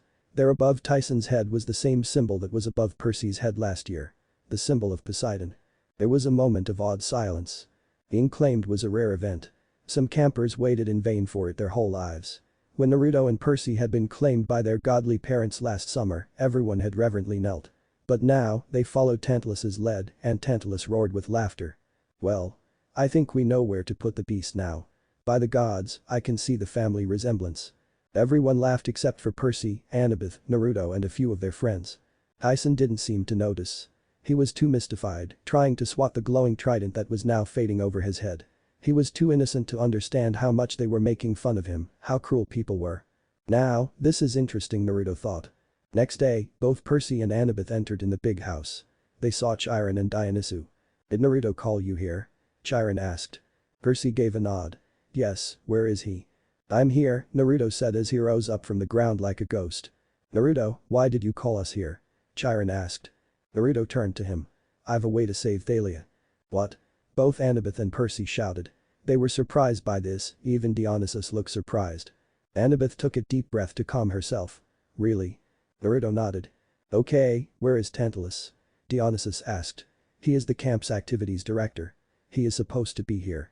Well, he's kind of busy, Naruto said with a smirk. Dionysus raised his eyebrow but didn't ask anything more to him. Anyway, Chiron said, looking at Naruto. How are you going to save her? It's simple, Naruto said confidently, his dark blue eyes flashed red for a second. By freeing her soul from the tree and bringing her back to life. DBC. Amic. Tantalus was in his bedroom, sleeping on his bed and dreaming about foods. It was a nice warm night. The sky was pitch black, with the full moon illuminating the shining stars. Tantalus was in camp, sitting on a dinner table. He noticed a rather good-looking big burger was on his plate. Just one time, he thought. He stared at a burger with childlike wonder as he made a grab at a piece of food that wanted so badly. He picked up the food. Yes. However, like usual, it disappeared before he could eat it. No, not again. He saw a big burger somehow return back to the plate. Okay, he said to himself. Let's try it again. He did try to eat many times, but the results were same. One last time, he said as he tried to pick up the burger again. But this time something different happened. A burger suddenly grew eyes, mouth, arms, and legs. Tantalus stared at the burger in shock for a few minutes. Hello, a burger said in a childish tone. If you aren't going to eat me suddenly, the moon turned red with rings and 9 commas on it. Then I'm going to eat you. A burger said in dipper, demonic voice. Its eyes started to change. Now, it was big, bigger than Tantalus. It had long, sharp claws, razor-sharp teeth. Horns began to grow on top of it. Tantalus looked at the monster burger for a few minutes and then he shouted in fear. AHH. Far away from him, a black raven with 2 sharingan eyes was watching him. The end. What? Chiron shouted. Naruto, I don't think it's a good idea. It'll give Titan Lord another chance to control the prophecy. I don't believe in the prophecy or fate, Chiron. Not everything is set in stone. Things can still be changed, the future is ever changing, Naruto said, he had his sharingan active. And, I promised her that I will save her. Chiron didn't say anything more to him. You are right, Naruto, but you can't ignore the Titan Lord. What are you going to do with Tantalus, Naruto? Percy asked, hoping his friend would have a plan for new activities director, who was worse than Dionysus. Naruto turned towards him and said, leave him to Karasu-chan. She knows how to handle someone like him. He took a step forward, about to walk away but stopped. He turned to look at everyone. Meet me tomorrow early morning near the Thalia's pine tree, he added before he vanished from there. You've to admit, Chiron, Dionysus said, it's never dull with him around. Naruto was standing on the top of a lake water, practicing his swordsmanship with a black katana in his hand. It was an elegant style and blazing fast, focusing on speed and centrifugal force to deal damage. Far away from him, on a tree, Karasu was watching him. "Master," she said telepathically. "Yes, Karasu-chan," Naruto replied as he slashed at his imaginary opponent. "How are you going to free Thalia?" He quickly spun back to cut his imaginary opponent in half. "I'm going to use my new technique Ito Ren Tensei to create a new body for her." "Ito Ren Tensei?" "Yes." He stopped, he placed his katana back to his pocket dimension. Then he turned to her direction. "It is the fusion of the Jedm. Rin Tensei, Ito Tensei and my new complex seal array. Is this technique safe?" She flew from the tree and landed on his left shoulder. "Theoretically, it is safe, but practically, well, see this." He clapped his both hands together as a complex seal array materialized on top of the lake water. A few seconds later, a brown coffin rose from it. Then it opened to show inside the person's face. "What?" Karasu said in a shocked tone, looking inside the coffin. "Is this?" Naruto nodded. "This is a first result of my new technique. At that time, my technique was new and incomplete, but now my technique is complete and ready to use for Thalia." He made a gesture of his hand and the coffin disappeared in a black smoke. "Hey Naruto," a gruff female voice called his name from the lake corner. He turned around to see Claris. "Hello, Claris," he said as he began to walk toward her. After taking 2-3 steps, he disappeared and instantly reappeared front of her. "What can I do for you?" "What?" His sudden appearance front of her scared her. She took a deep breath to calm down and asked, Would you like to be my partner for chariot race?" Sure." She smiled. "Cool, thanks Naruto," she said happily and she walked away from there. "What is in your mind, master?" Karasu asked. "I thought you didn't like kids' games." "Yes, however, I don't know why, but I've got a feeling this game would help us to achieve our goal." Percy had a strange dream. He heard Grover's voice. "It's here. He likes sheep." Percy, wake up." He heard a familiar voice calling his name. When he opened his eyes, he was staring up into the gray eyes of Annabeth. It was very surprising to him to see her here, considering the fact yesterday they had an argument over Tyson. "Annabeth," he said. "What are you doing here in this early morning?" Annabeth sighed, "Don't you remember, seaweed brain?" "Remember, what?" "Naruto, Thalia's tree remember something." He looked at her for a moment, then something clicked and his eyes went wide. "Shit." He hurriedly stood on his feet. "Sorry, it's just." "Whatever, let's go," she said. "Don't waste more my time." He nodded. "Give me 5 minutes," he said, looking at her. "And what about Tyson?" "He is kind of busy now." She pointed at Tyson. The sweat dropped when he saw his new half-brother in deep sleep, snoring loudly on his bed. It was time of early morning and very few minutes left for sunrise. Both Annabeth and Percy reached at the Half-Blood Hill, near the Thalia's tree to see Chiron and Dionysus were already there. "Where is Naruto?" Percy asked. Chiron pointed at the pine tree, where Naruto was writing strange symbols on the ground. Annabeth asked, "What is he doing?" "He is writing a special seal array for his jutsu," Chiron told her. She turned toward Naruto to see he had completed his drawing and was doing strange hand seals. After finishing some hand seals, Naruto opened his eyes, snowing instead of his normal white sclera and purple irises, his eyes were blood red with black circular rings and 9 tomoes in them.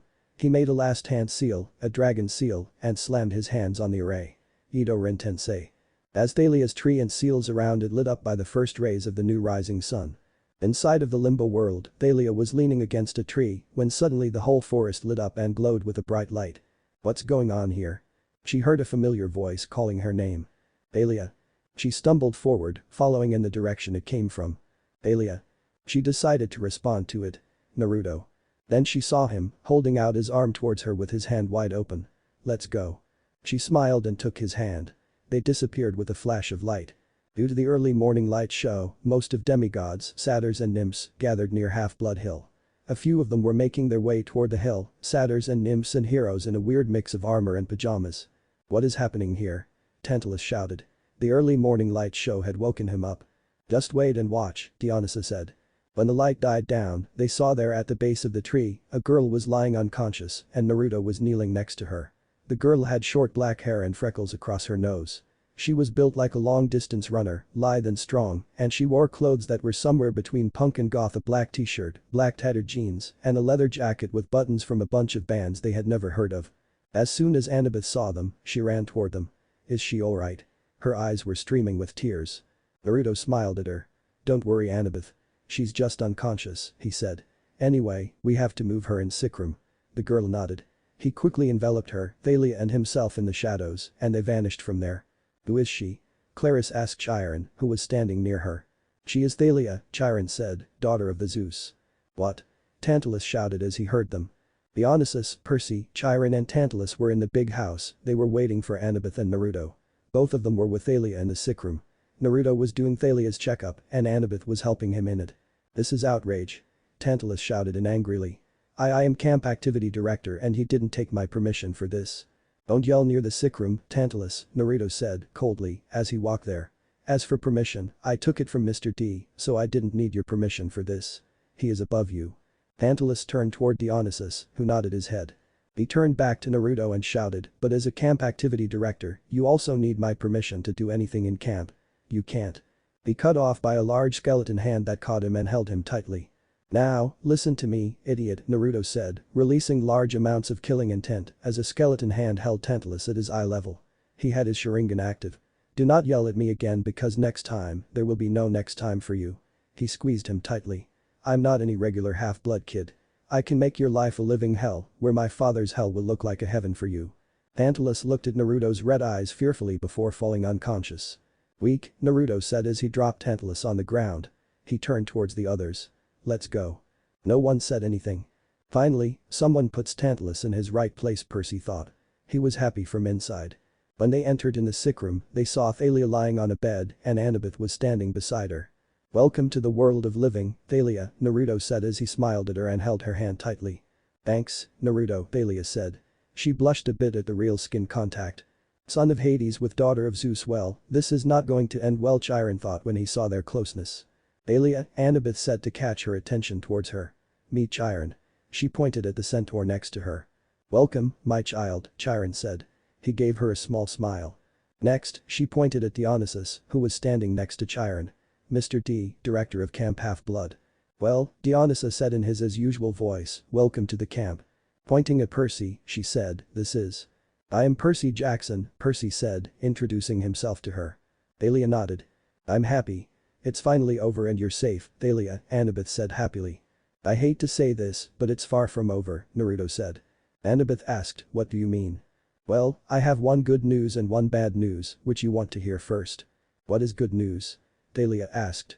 "You're free from limbo, but the poison is not full purged out from your body. It's weak, but it is still in your body," he said, shocking everyone. "If I'm correct, it will take less than 10 years to kill you." "This is good news." Annabeth asked, looking at him then, "What is bad news?"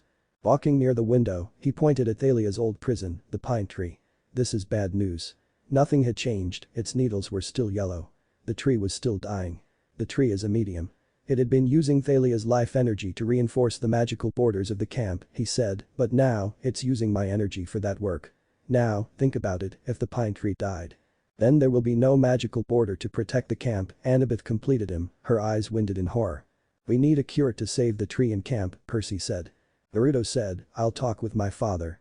Maybe, he knows something about this poison." He looked down at Thalia. "Sleep, you need rest." Then he to Annabeth. "I'm with her," she said.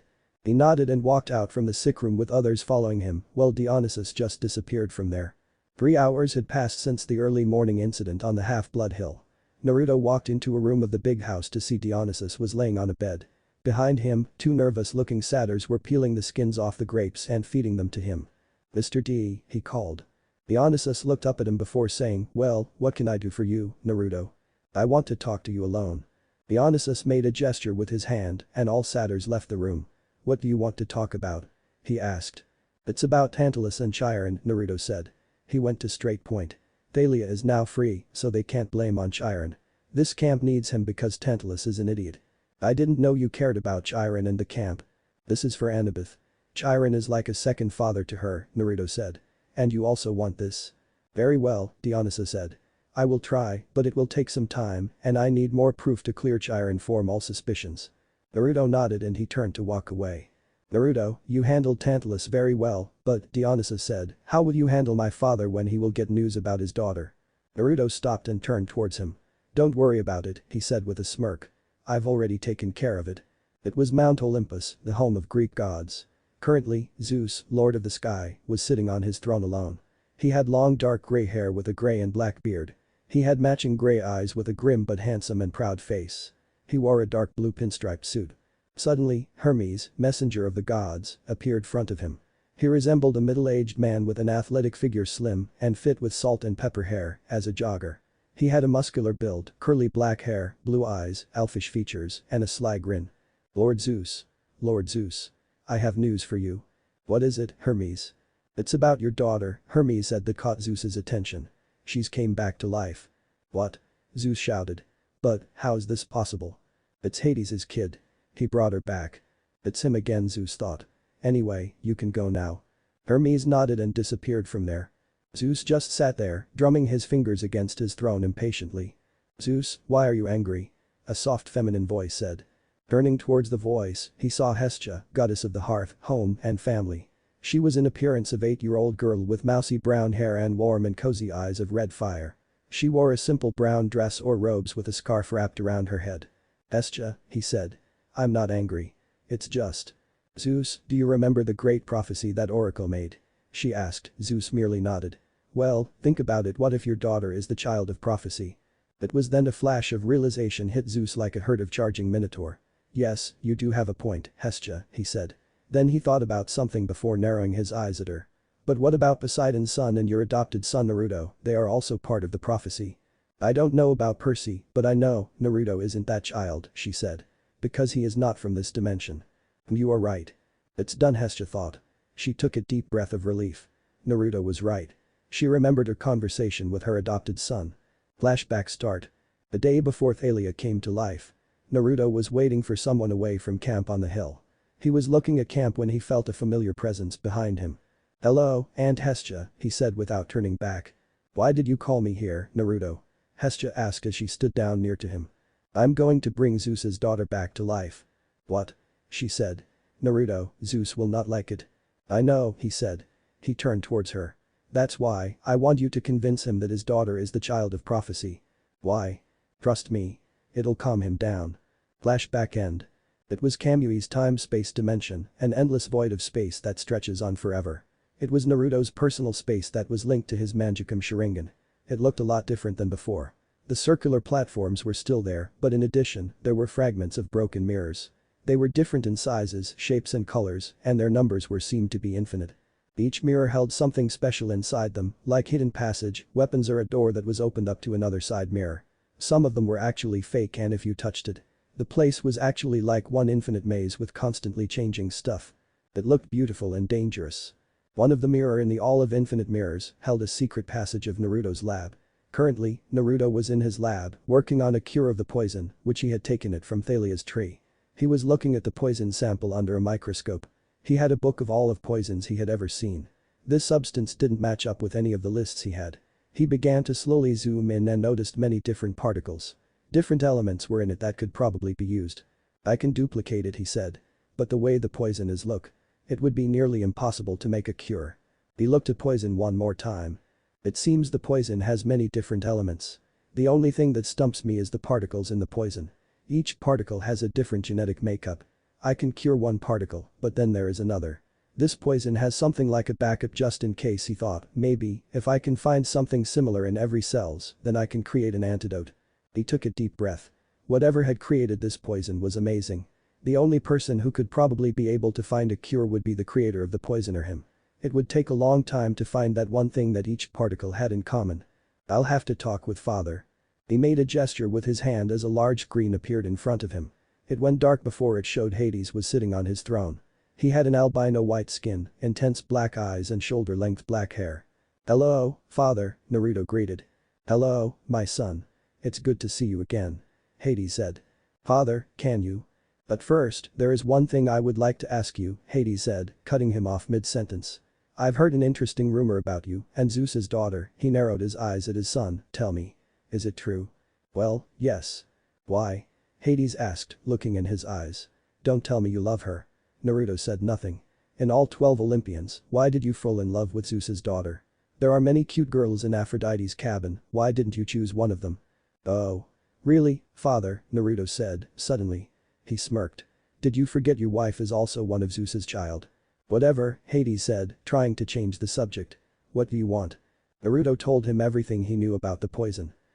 It's an old poison from Tartarus. Its ingredients are also rare to find now, Hades said. You can use my library if you really want to find more information about it. There are many books on poison inside of the library. Naruto nodded. I'll send Melanino to show you the library. As soon as their conversation finished, the screen disintegrated into smaller light particles that dispersed into the atmosphere. Next day in the morning, Naruto teleported himself in the sickroom room of the big house. After appearing in the room, he saw Annabeth was already there with Thalia. Good morning, ladies, he greeted both of them. Hello, Naruto. Good morning. Both of them greeted him back. Thalia, I'm here for your daily routine checkup, he said. He held his hands over her and ran a quick diagnostic jutsu. A few minutes later, he put hand away from her. Well, you are recovering fast, but you need cure to get back to normal. Anyway, goodbye, I have to do work on my chariot, Annabeth said. Thalia said, goodbye and good luck for race Anna. Good luck, Anna, you'll need it because I'm participating in the chariot race, Naruto said with a smirk. What? Annabeth cried. She quickly turned to look at him. With whom? Clarice, he answered. The kids of war and death together. You guys are going to be tough to beat, she admitted. Thanks. Well, I better get back to the others if we want to get our chariot done, she said. She left the room after giving both Naruto and Thalia hugs. Naruto. Thalia turned her head and Naruto tilted his face to look at her. She pressed her lips on his, kissing him with passion and affection. He kissed her back passionately. He held her waist in his arms. She wrapped her arms around his neck and ran her hand through his hair. He took it one step at a time. His tongue pushed forward lightly, begging for entrance. She opened her mouth a little wider, giving him full access. His tongue massaged hers lightly, challenging her to the battle of tongues. They licked all around inside mouth for a few minutes until they pulled away. What was that for? Naruto asked. Thank you for saving me, Thalia said. You're welcome, he said with a smile. Anyway, I'll start your training from tomorrow onwards. But what about your chariot? Don't worry, I can handle it. I've my way. The next couple of days, Percy tried to keep his mind off his main problems. And this time, Selena Beauregard, head of the Aphrodite's cabin, gave him his first riding lesson on a Pegasus. She explained to him that there was only one immortal winged horse named Pegasus who still wandered free somewhere in the skies, but over the eons he'd sired a lot of children, none quite so fast or heroic, but all named after the first and greatest. Being the son of the sea god, Percy never liked going into the air. Because of Zeus, he tried to stay out of the Lord of the Sky's domain as much as possible. But riding a winged horse felt different to him. It's because first, his dad had created horses out of sea foam, so the Pegasi were sort of neutral territory to him, and second, he can understand their thoughts. But his problem was that Tyson wanted to ride the chicken ponies too, but the Pegasi got skittish whenever he approached. Percy told them telepathically that Tyson wouldn't hurt them, but they didn't seem to believe him. That made Tyson cries. The only two people at camp who had no problem with Tyson were Naruto and Beckendorf from the Hephaestus cabin. Naruto didn't care about it, and the blacksmith god had always worked with the Cyclops in his forges, so Beckendorf had no problem with him. Beckendorf took Tyson down to the armory to teach him metalworking. He said he'd have Tyson crafting magic items like a master in no time. Percy also worked out in the arena with Apollo's cabin. Swordplay had always been his strength. People said he was better at it than any camper in the last 100 years, except Naruto and maybe Luke. People always compared him to Luke and he hated it. Percy thrashed the Apollo guys easily. He wanted to test himself against the Ares and Athena cabins, since they had the best sword fighters, but he didn't get along with Clarice and her siblings, and after his argument with Annabeth, he didn't want to see her. Percy wanted to test himself against Naruto, but he knows he was out of his league. Naruto was the best fighter in camp. He was his friend, but nowadays he hardly ever saw him. While Percy was facing his own problem, both Naruto and Thalia were busy in their training. Far away from camp, Thalia was in the Naruto's secret training ground, practicing her sword katas with wooden sword. After watching her sword katas correctly in a row, Naruto decided it was time to begin teaching her new technique. Your training comes in well enough. It's now time for you to start learning something new, he announced to her. Thalia's eyes lit and fixed on him. If there was one thing she liked, it was learning a new move. They went over to a large training post, which was a log with a rope wound around it at the top. Use sword to practice cutting a training post over there, he told her. What? She shouted. But this sword can't cut a thing. It's wood. Not steel. He sighed in defeat and said, give me the sword. Taking the sword from Thalia's hand, he looked at it targeted. He closed his eyes as he readied a stance. Within split seconds, he swung his blade upwards and launched a wave of energy blast towards a post, slicing it into half. He threw the wooden sword back to her. He couldn't help but smirk at the look of dumbfounded awe on her beautiful face. You have to learn to draw your energy out from your body and then channel it into your sword. As you swing the blade for a strike, you release them naturally. Don't be forceful, he explained to her. She nodded. Okay. Then get practicing. She walked over to the other training post and took the wooden sword in his left hand.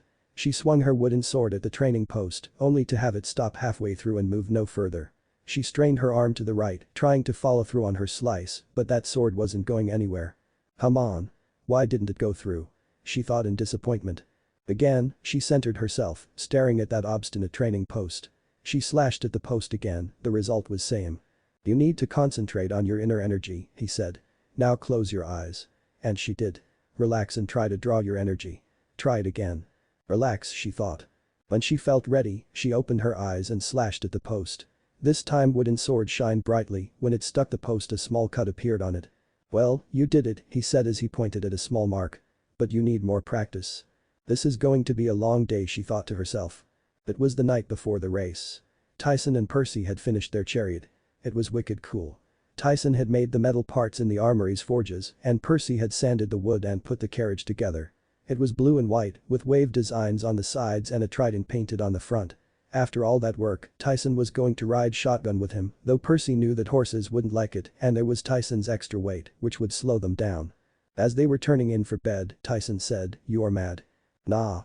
I'm not mad," Percy said. Tyson lay down on his bunk and was quiet in the dark. His body was way too long for his bed. When he pulled up the covers, his feet stuck out the bottom. "I am a monster." "Don't say that." "It is okay. I will be a good monster. Then you will not have to be mad." Percy didn't know what to say. He stared at the ceiling. "It's just I never had a half-brother before." He tried to keep his voice from cracking. "It's really different for me. And I'm worried about camp.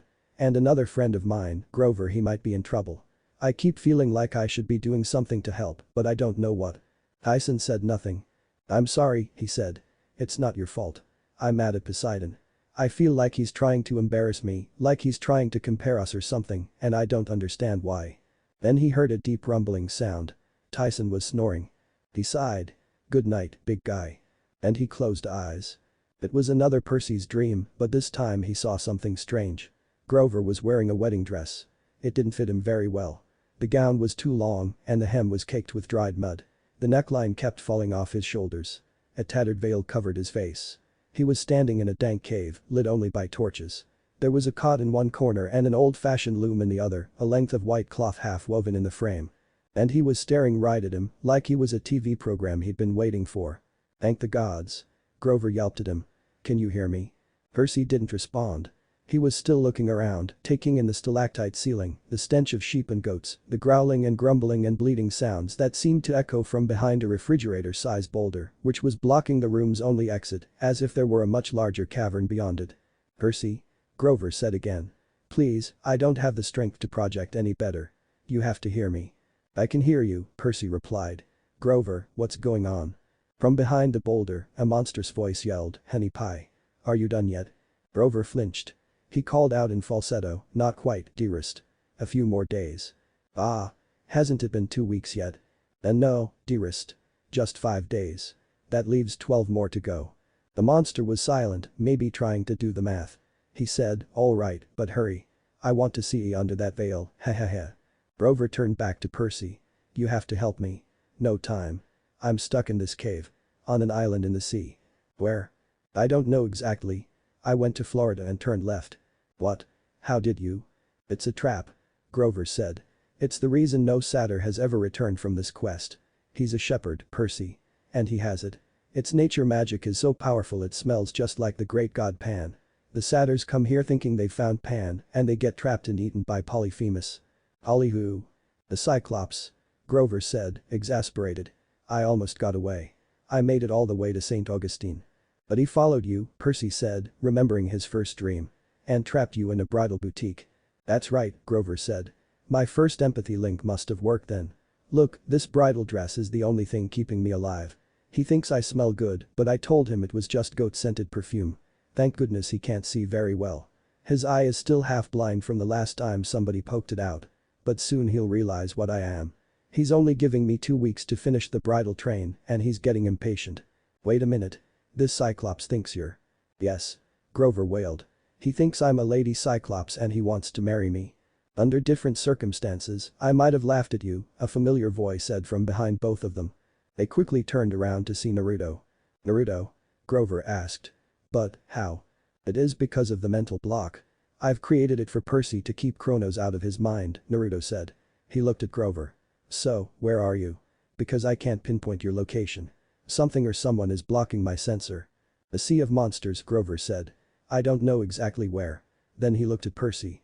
And look, Percy I'm really sorry about this, but this empathy link, well, I had no choice. Our emotions are connected now. If I die. Don't tell me, I'll die too. Percy shouted. Oh, well, perhaps not. You might live for years in a vegetative state. But, it would be a lot better if you got me out of here. Honey pie. The monster bellowed. Dinner time.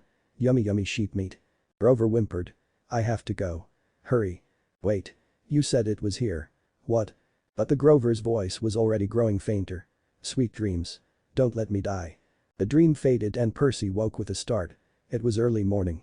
Tyson was staring down at him, his one big brown eye full of concern. A second later, Naruto opened his eyes.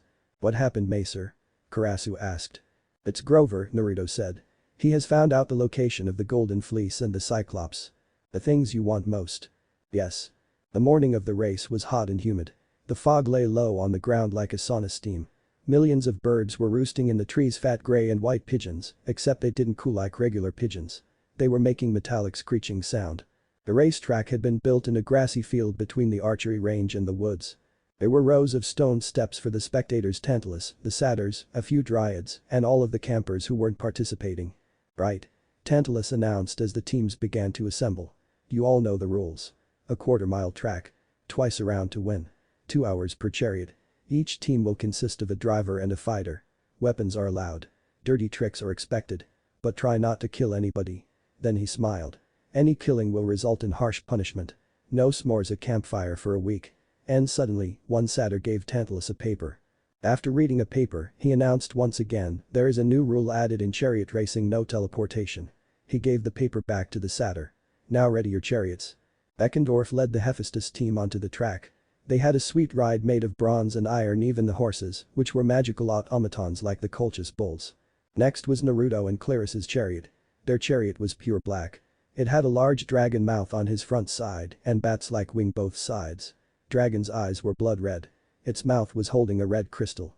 The chariot wheels were burning with black flames and 2 skeleton horses were pulling the chariot. Their eyes were blood red and their bodies were coated with black flames. The chariot looked dangerous. It was releasing a black sinister aura, making Percy and a lot of other pale. Then Apollo's chariot was trim and graceful and completely gold, pulled by 2 beautiful palominos. Their fighter was armed with a bow, though he had promised not to shoot regular pointed arrows at the opposing drivers. Hermes' chariot was green and kind of old-looking, as if it hadn't been out of the garage in years. It didn't look like anything special, but it was manned by the Stoll brothers. That left 2 chariots. One driven by Annabeth and the other by Percy. Before the race began, Percy tried to approach Annabeth, but he stopped by Karasu's voice in his head. Don't, Percy, she said. Without proof, she isn't going to believe in you, so wait to tell Annabeth and others about Grover. Percy nodded and returned back to his own chariot.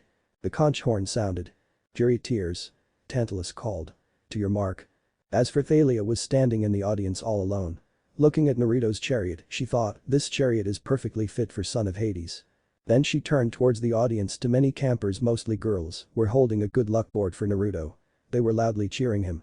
Who are they? She murmured. They are Naruto's fan club, a voice said from her back. Turning back, she saw the head of Aphrodite's cabin, but she couldn't remember her name.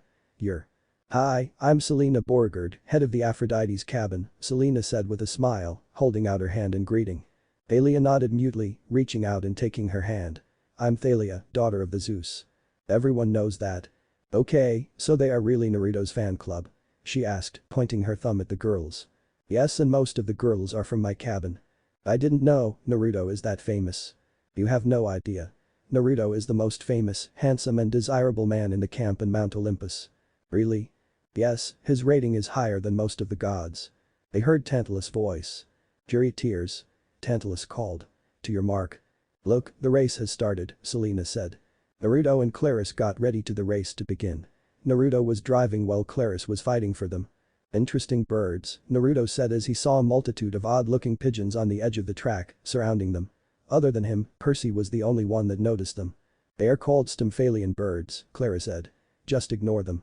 They won't attack unless provoked. Very well, he said. He knew about them.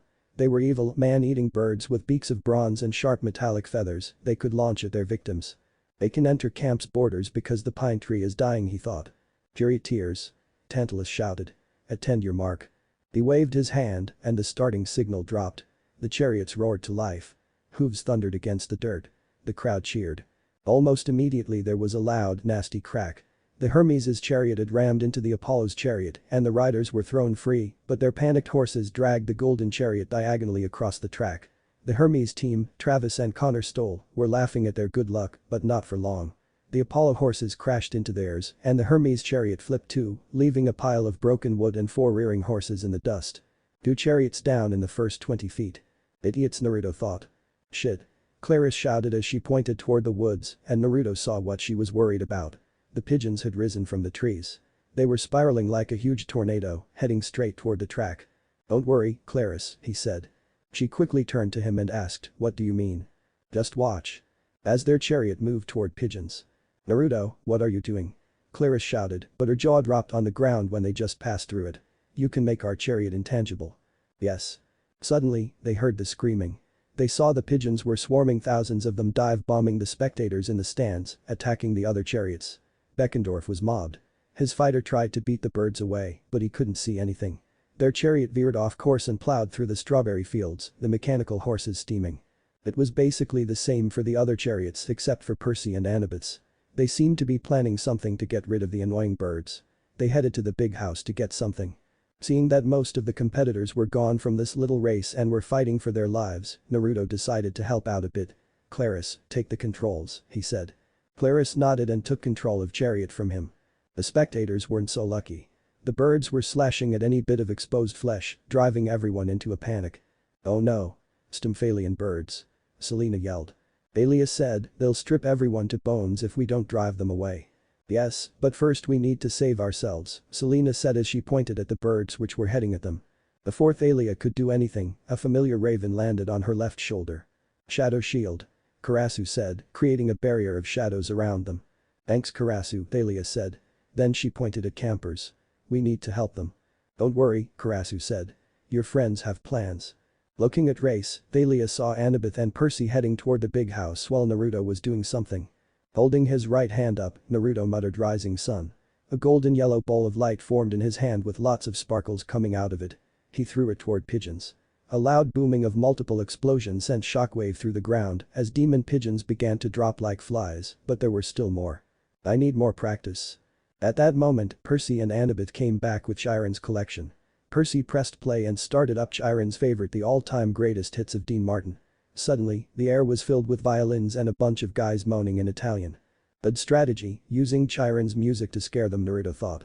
Hercules' sixth labor was to beat the Stymphalian birds. He did it by using brass bells to scare them into the air, and when the birds took off from the swamp that they rested in, Hercules shot many of them down with his bow and arrows. The demon pigeons went nuts. They started flying in circles, running into each other like they wanted to bash their own brains out. Then they abandoned the track altogether and flew skyward in a huge dark wave. Now. Annabeth shouted. Archers. With the help of Apollo's archer, within minutes, the ground was littered with dead bronze-beaked pigeons, and the survivors were a distant trail of smoke on the horizon. The camp was saved, but the wreckage wasn't pretty. Most of the chariots had been completely destroyed. Only thanks to Karasu no one had wounded seriously. But the kids from Aphrodite's cabin were screaming because their hairdos had been ruined and their clothes pooped on. Bravo. Tantalus said, but he wasn't looking at Percy or Annabeth. We have our winners. He walked to finish line. Then Percy noticed Naruto and Clarice had already crossed the finish line. The winner of chariot race is Naruto and Clarice. Then he turned to Percy and Annabeth. And now to punish the troublemakers who disrupted this race. It is unnecessary, Naruto said. What? Tantalus shouted, but he took steps back when Naruto narrowed his eyes at him. They saved camp. They did use music to scare the pigeons away, just like Hercules did with his brass bells, he said to him. You can't punish heroes. Most of campers nodded their head. They did agree with him. Tantalus gritted his teeth. Annabeth smiled. Thank you, she mouthed silently. Naruto nodded. "Congratulations, Naruto," Thalia said as she and Selena walked to him and Claris. She gave him huge before she turned to Annabeth. "Nice Anna, a strategy worthy of Athena." Annabeth blushed and gave a smile. "Good game, Claris," Selena said to Ares' daughter. Claris said, "Thanks Selena." As many campers came there to congratulate both of them. Suddenly, a heavy, uncomfortable silence spread in camp. Many campers felt an evil presence. "What's going on? What is happening?" Naruto smirked when he sensed a familiar energy. But the blast of black light, Melanino, goddess of ghosts, materialized front of them. She was a strange goddess, and her appearance was frightening.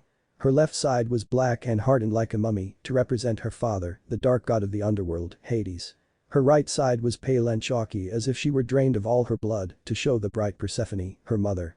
She wore a golden dress and a golden shawl, and her eyes were empty black voids, but because of the illusion to many campers, she looked like a ghost. Seeing her, many campers covered in fear. "Who is she?" Percy whispered in Annabeth's ear. "She is Melanino, goddess of ghosts," Annabeth answered. He became nervous when heard the word ghost. "Aha!" Tantalus screamed after seeing her. Naruto's sweat dropped when he saw fear in Tantalus's eyes. He turned to his half-sister and asked, "What did you do to him?" "Tantalus," Melanino said as she recognized the man. "Well, he was my guinea pig for testing my new illusion." "You?" Tantalus shouted as he pointed at Melanino. "You're evil." He ran away from her. "Oh, he still remembers me," she said. Then she saw Percy and Thalia. Well. Look, who's here." "Children of Oathbreakers." "Oathbreakers?" Percy and Thalia said same time. "Hey, what about Naruto?" Percy said, trying to defend father's honor. "He is Hades' son. It means Hades is also Oathbreaker." "Well, the flow of time between the Elements Nation and this dimension is different, so technically, I was born before the oath," Naruto said. "Same goes to those Hades kids from the casino." "You mean?" Annabeth said in a shocked tone. "My father has never broken the oath concerning the birth of demigod children of the Big Three," Melanino said, shocking everyone again. "Why did you think my father is angry at you too?" Naruto said to both Thalia and Percy. "Anyway, let's go Naruto," Melanino said. Naruto nodded. "Where are you going?" Thalia asked. "I'm going to the underworld to find any useful information on the poison. Please inform Mr. D about this," Naruto said. After that both he and Melanino vanished in black flames. "It's ironic. In the Big Three, Hades, who is supposed to be an evil, is the only god keeping his oath," Selena said. Others couldn't help but agree with her.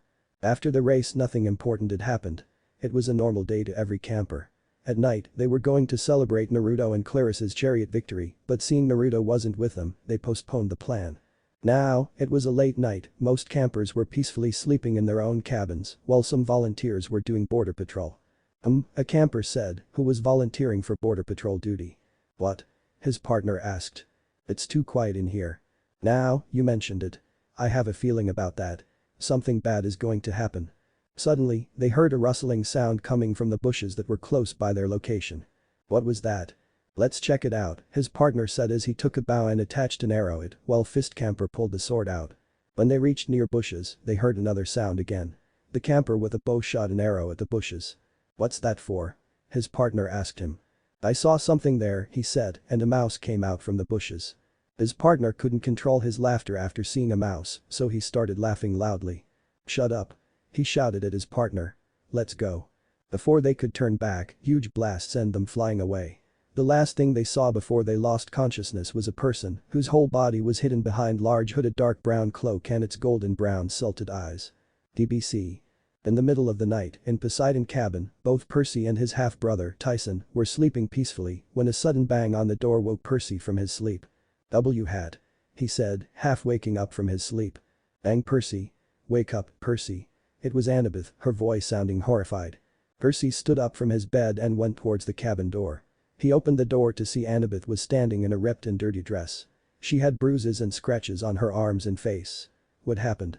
he asked warily. "The camp is under attack, Percy," she said. Her voice was trembling and she looked horrified. "What?" When Percy and Annabeth reached at the entrance of the camp, they saw many campers lying on the ground. They were bleeding and some of them were unconscious. Percy quickly pulled out a golden pen and clicked it. It changed into a golden sword. He looked at Annabeth and asked, "Where is it?" "Annabeth, where is the monster?" "Stand ready. My bow." It was Claris's voice, coming from their right side. While Annabeth took the healing crystal to help wounded campers, Percy ran towards in the direction of Clarissa's voice to see her ordering her cabin mates to shoot arrows at the cloaked person. Fire. Clarisse ordered as her half-brothers and half-sisters shot arrows at the cloaked person. The cloaked person just pointed his left hand at incoming arrows as a large stone wall rose from the ground in order to block the incoming attack. What the hell? Percy thought as he saw the arrows hadn't made even a single scratch on the earth wall. You all are good, the cloaked person said, but this is not enough to stop me. He waved his hand as the earth wall crumbled. It formed into a large earth sphere with numerous spikes and rolled toward Ares' children. Scatter. Clarisse shouted, watching the earth sphere coming towards them. Most of the heroes had avoided the rolling sphere by leaping out its way, while some of them jumped out of its way, however, they weren't able to save cabins that were in its path. Thankfully, most of them were empty. You'll pay for this, one hero shouted angrily when he saw one of the cabin was Ares' cabin. He lifted his sword to attack on the cloaked person. Don't be reckless. Clarisse shouted at her cabin mate to stop him doing something stupid. You can't face him alone. He is stronger than any of us. We've to stick together to stop him. What the hell? One of the Ares' child shouted. They turned around to see Percy was running towards the cloaked person with his golden sword in hand. Idiot. Clarisse shouted. She took her spear and turned to her cabin mates. Let's go. They took their respective weapons and followed her lead. They ran towards the cloaked person. The cloaked person easily avoided Percy's swing with a small back step. He waved his hand in the direction of Ares' children as several spikes appeared in their path that stopped them from attacking him and helping Percy. Son of Poseidon, you've interesting weapon, he said, looking carefully at the golden sword in Percy's hand. He jumped up and avoided another swing from Percy. Again and again, Percy swung the riptide, but no matter how fast he was, his opponent had been just slightly faster. It was only his ADHD, his battlefield reflexes, which were keeping him alive, or otherwise, the cloaked person would have killed him in the very first blow. You need more practice, the cloaked person said. He avoided another swing of Percy's sword before kicking the son of Poseidon in the stomach. The kick was strong enough to send Percy flying back before he rolled across the ground and stood up on his feet. He spat out some blood from his mouth. Not bad, son of Poseidon. The cloaked person said before he pointed his hand at him. Suddenly, Clarisse heard a strange noise, like something rolling towards them. It kept increasing with every second. Her eyes winded. Move. She shouted. She and her cabin mates moved in time to avoid the earth sphere. It was going straight towards Percy. Percy, watch out.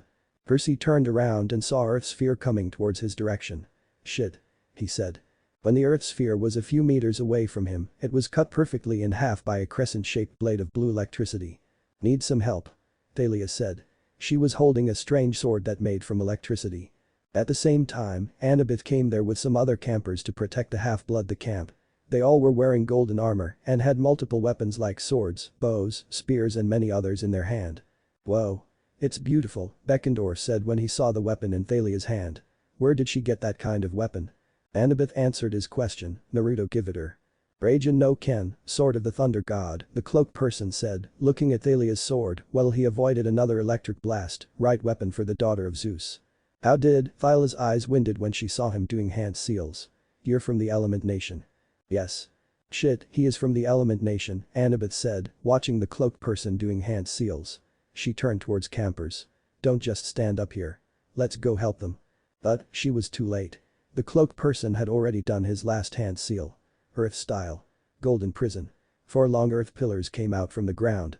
They produced a square-shaped golden barrier around them to prevent anyone from entering inside or going outside. This will keep unwanted guests outside, the cloaked person told both Thalia and Percy.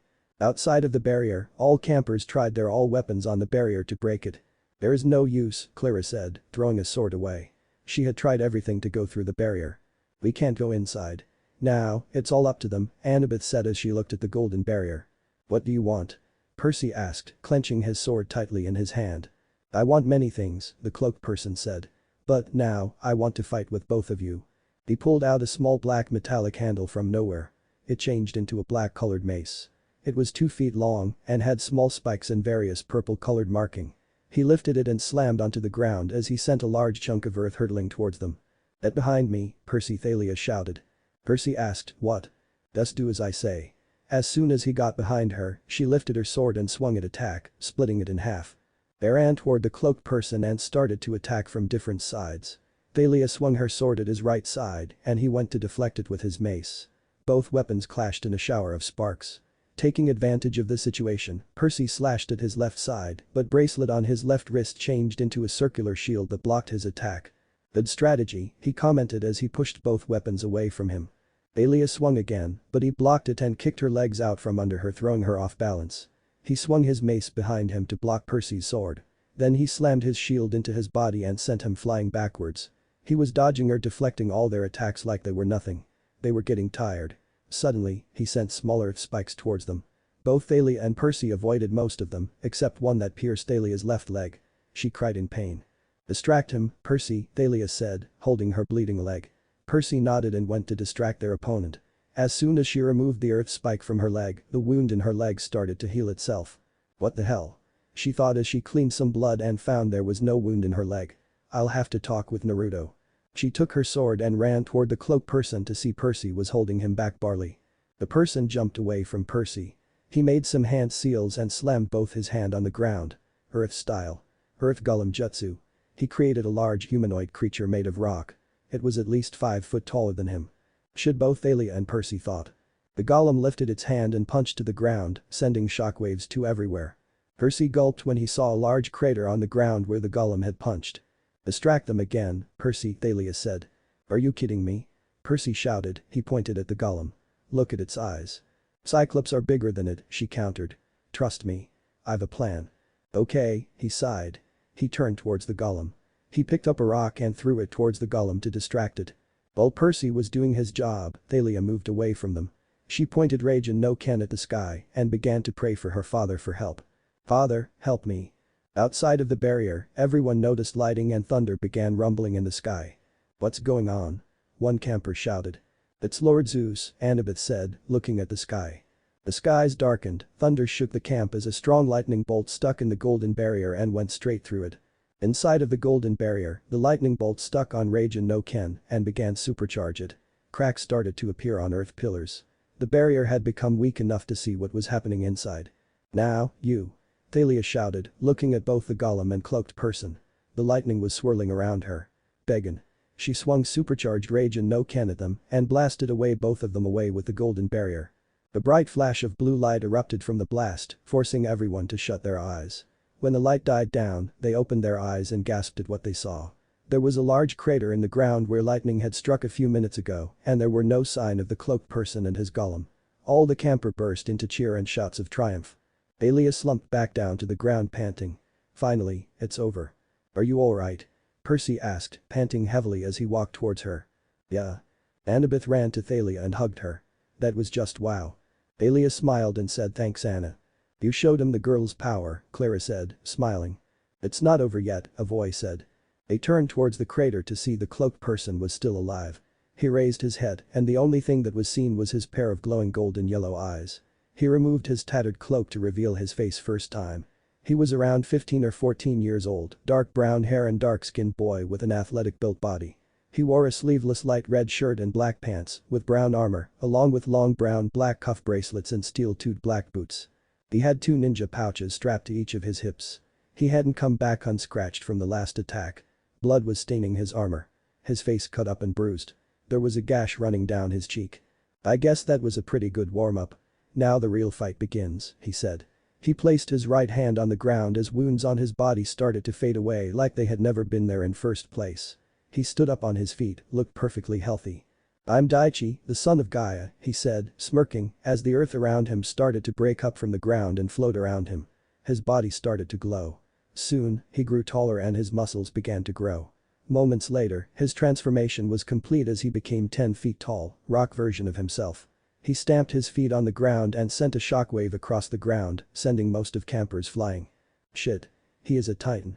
Clara shouted while she was barely holding up. Her most of half-brothers and half-sister had been blown away by the shockwave. "I'm not a titan," Daichi said. "I'm a half-titan." He waved his hand up, lifting several boulders up from the ground. Then he pushed his hand forward and sent them towards campers. But before they could reach their targets, a large wall of black flames blocked their path, destroying all of them completely. "So, you're alive, Daichi," came a voice of a Naruto as he materialized from the flames with several crows flying around him. Daichi didn't say anything to him. He ran towards Naruto and lifted his right hand to punch him as Naruto did the same. Their collision sent shockwaves through the whole camp.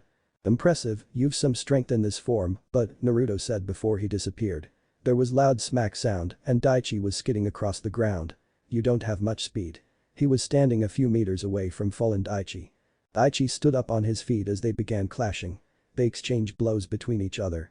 The waves crashed on the land, the whole the camp rumbled like an earthquake. Naruto saw 3 swords lying on the ground.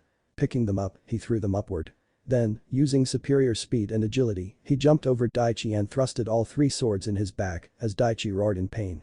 As soon as he landed on the ground, his whole body and limbs surrounded by black electricity. There is one good thing about metals, they can conduct electricity, he said as he swung his hand at Daichi and sent high voltage black electricity in his body, using all 3 swords like lightning rods. Daichi cried during the intense pain of high voltage coursing through him. He fell on the ground when Naruto stopped his attack. Naruto looked at him Daichi and noticed his wounds were healing rapidly. He narrowed his eye and he activated his sharingan. He saw yellow-colored energy coming from the ground and going inside his. The same energy was also healing his body. He is subconsciously taking his mother power to heal his wound and restore his energy. He quickly jumped away from him and quickly started to make some hand seals. There is only one way to stop him. Is it over? One hero said as he saw Daichi laying on the ground, motionless. I doubt it, another one replied. Daichi suddenly stood on his leg and roared at Naruto. What the hell, he is still alive. Percy shouted. Look, Naruto is doing something, Annabeth said as she pointed at Naruto. Percy turned towards Naruto to see his slamming his hand on the ground. Wood style. Wood golem jutsu. An enormous statue-like creature out of wood with a full body and an Oni-like face erupted from the ground and caught Daichi before he could do anything. It lifted him off the ground into the air. Wow. That's amazing.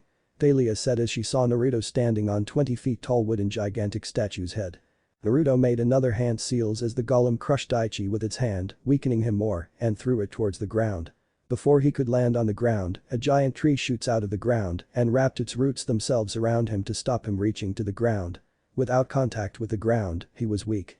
He returned back to his original form. Naruto jumped from the wood golem and safely landed on the ground. His golem disappeared into light particles. He slowly walked towards Daichi to see him unconscious, hanging upside down on a tree. He raised his right hand to punch him, but stopped just a few inches from his face.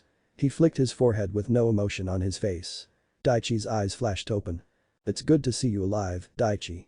He waved his hand to set Daichi free from tree roots as he fell to the ground. Daichi rubbed his head before he looked at Naruto. He knelt and bowed down in front of him.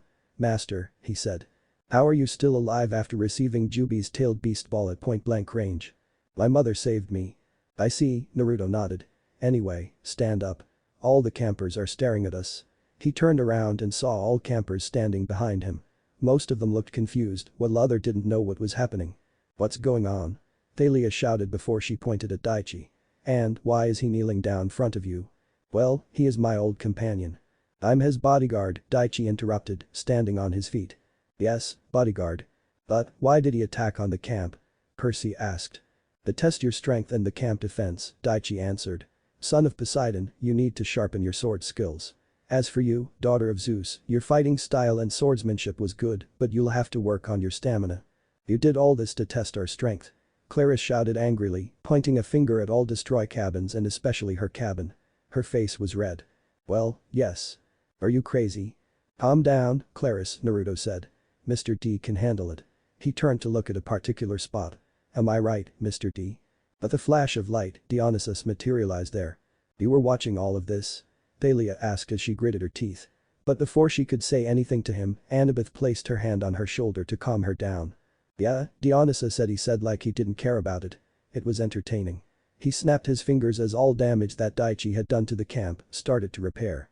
He turned towards Naruto and pointed his thumb at Daichi. How are you going to explain about him to Tantalus? Naruto thought something for a few seconds and said, well. Absolutely not. Tantalus's angry voice rang through the big house. He pointed at Daichi. He can't live here. And, why not? Naruto asked as he narrowed his eyes at him. He is a half-titan. Tantalus yelled again, but he suddenly found himself in front of a tip of sharp blades. Do not yell at master, Daichi said in a cold voice. He was holding a long sword that looked like a sword made from the earth. Tantalus gulped and nodded. Naruto smirked. Besides, I'm not asking you, I'm telling you. My father has already given his approval. He pointed at the 2 symbols over Daichi's head, one was bigger than the other. The bigger symbol was Earth, symbol of his mother Gaia, while the smaller one was Helm of Darkness, the symbol of Hades. Let's go, Daichi. They left the big house, leaving fuming Tantalus behind. Annabeth, Percy, Thalia and Clarice were waiting both Naruto and Daichi outside of the big house. When they saw both Naruto and Daichi leaving the big house, they went towards them. What happened inside? Annabeth asked. Everything has gone smoothly, Naruto said, smirking. Good, Thalia said as she stepped forward and grabbed his hand. I want to talk with you, alone. Naruto nodded. Could you do me one favor, Annabeth? He asked. Annabeth said, yes. Could you show my cabin to Daichi? Sure, why not? Thanks, he said. He grabbed Thalia and disappeared into a swirling vortex as they entered his Kamui realm. Well, Annabeth said as she turned towards Daichi. Let me show you the Hades' cabin, the cabin number 13. Daichi nodded as he followed after her. Percy and Clarice were also behind them. Why did you call Naruto master? Clarice asked curiously. Clarice, right. He received a nod from her. Well Clarice, Master Naruto saved me from my loneliness. He gave me purpose. Huh? He stopped walking and looked up to the sky. When I was a kid, I didn't have much control over my powers they were always responded to my strong emotions. When I turned 8, my father was killed by a rogue ninja. He turned to see they all were hearing his story carefully. In grief, I destroyed everything around me, my whole village. He looked down at his feet. Then I went to find my father's killer. I found him when I turned 10. We fought and I killed him, but I lost my right arm and most of my right side. I was in front of death's door when he found me. Boo? Percy asked. Master Naruto. I owe him my life, Daichi said. He reconstructed half of my body. He opened his armor and shirt to show his right side of his skin was paler than his original skin. From that day I decided that I will serve him my whole life. Place. Kamui realm. Where the hell are we? Thalia said, looking space that was filled with broken fragments of mirrors and several circular platforms. We are in Kamui realm. The dimension that I can control. Without me, no one can enter or exit from it, Naruto said, proudly. It's your dimension. Well, sort of. You've your own personal dimension.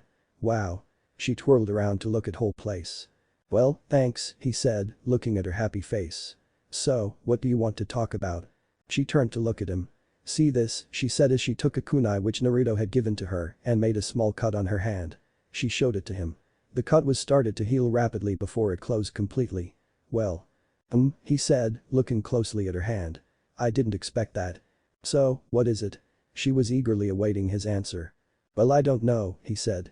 Her face faltered. But I've a theory. Naruto looked at Thalia and began explaining to her about it. There are 2 Justu that can bring anyone back to life. First is Kuchius. Ito Tensei and second is Jedem. Rin Tensei no Jutsu. Both are forbidden techniques. First one needs a living person sacrifice while second one need user's sacrifice. Both techniques have some limitations. He took a breath. So, I merged both techniques and created a completely new technique to break those limitations. Ito Rin Tensei. But this technique, I made your whole body. Thalia looked at him with wide eyes. You mean? It's your new body and even I don't know its limitation, he said. As for your new healing power, the body created by Ito Tense is very hard to destroy. Maybe, your new power is because of it. Then, why didn't it cure the poison which is still inside my body? Because that poison is old and very strong. It's made for weakening the god's body. Okay, so, what now? Are you ready? He said, holding his hand towards her. She took his hand in her hand. Ready for what? For some fun, he said, smiling, as a dimension gate opened up under their feet and they disappeared. Naruto. Thalia shouted. Her eyes were closed and she was holding Naruto tightly. They were hovering above the cloud. What? Naruto said as he looked at her face which was pale white. Don't tell me you're afraid of heights. She didn't say anything, only held him more tightly. But you are the daughter of Zeus. Shut up. Naruto smiled. He slipped his arms around her waist and pulled her even closer to him. Okay, he said as a platform of solidified shadow materialized under their feet. You can open your eyes. She opened her eyes when she felt the floor under her feet. What are we doing here? She asked shakily. She was still holding his hand tightly. To show you this, he said. He waved his hand as the clouds parted away, showing nature's beauty beneath them. Thalia gasped and her grip on his hand tightened as she looked around. Far below them the blue water rushed by, while green forest lined the earth on the other side.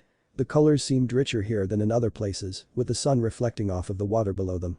It's so beautiful, she murmured, forgetting all fear about height. Naruto's arms went around her, hugging her tight, his head dropped to her shoulder and his mouth pressed into her hair as he whispered, I know.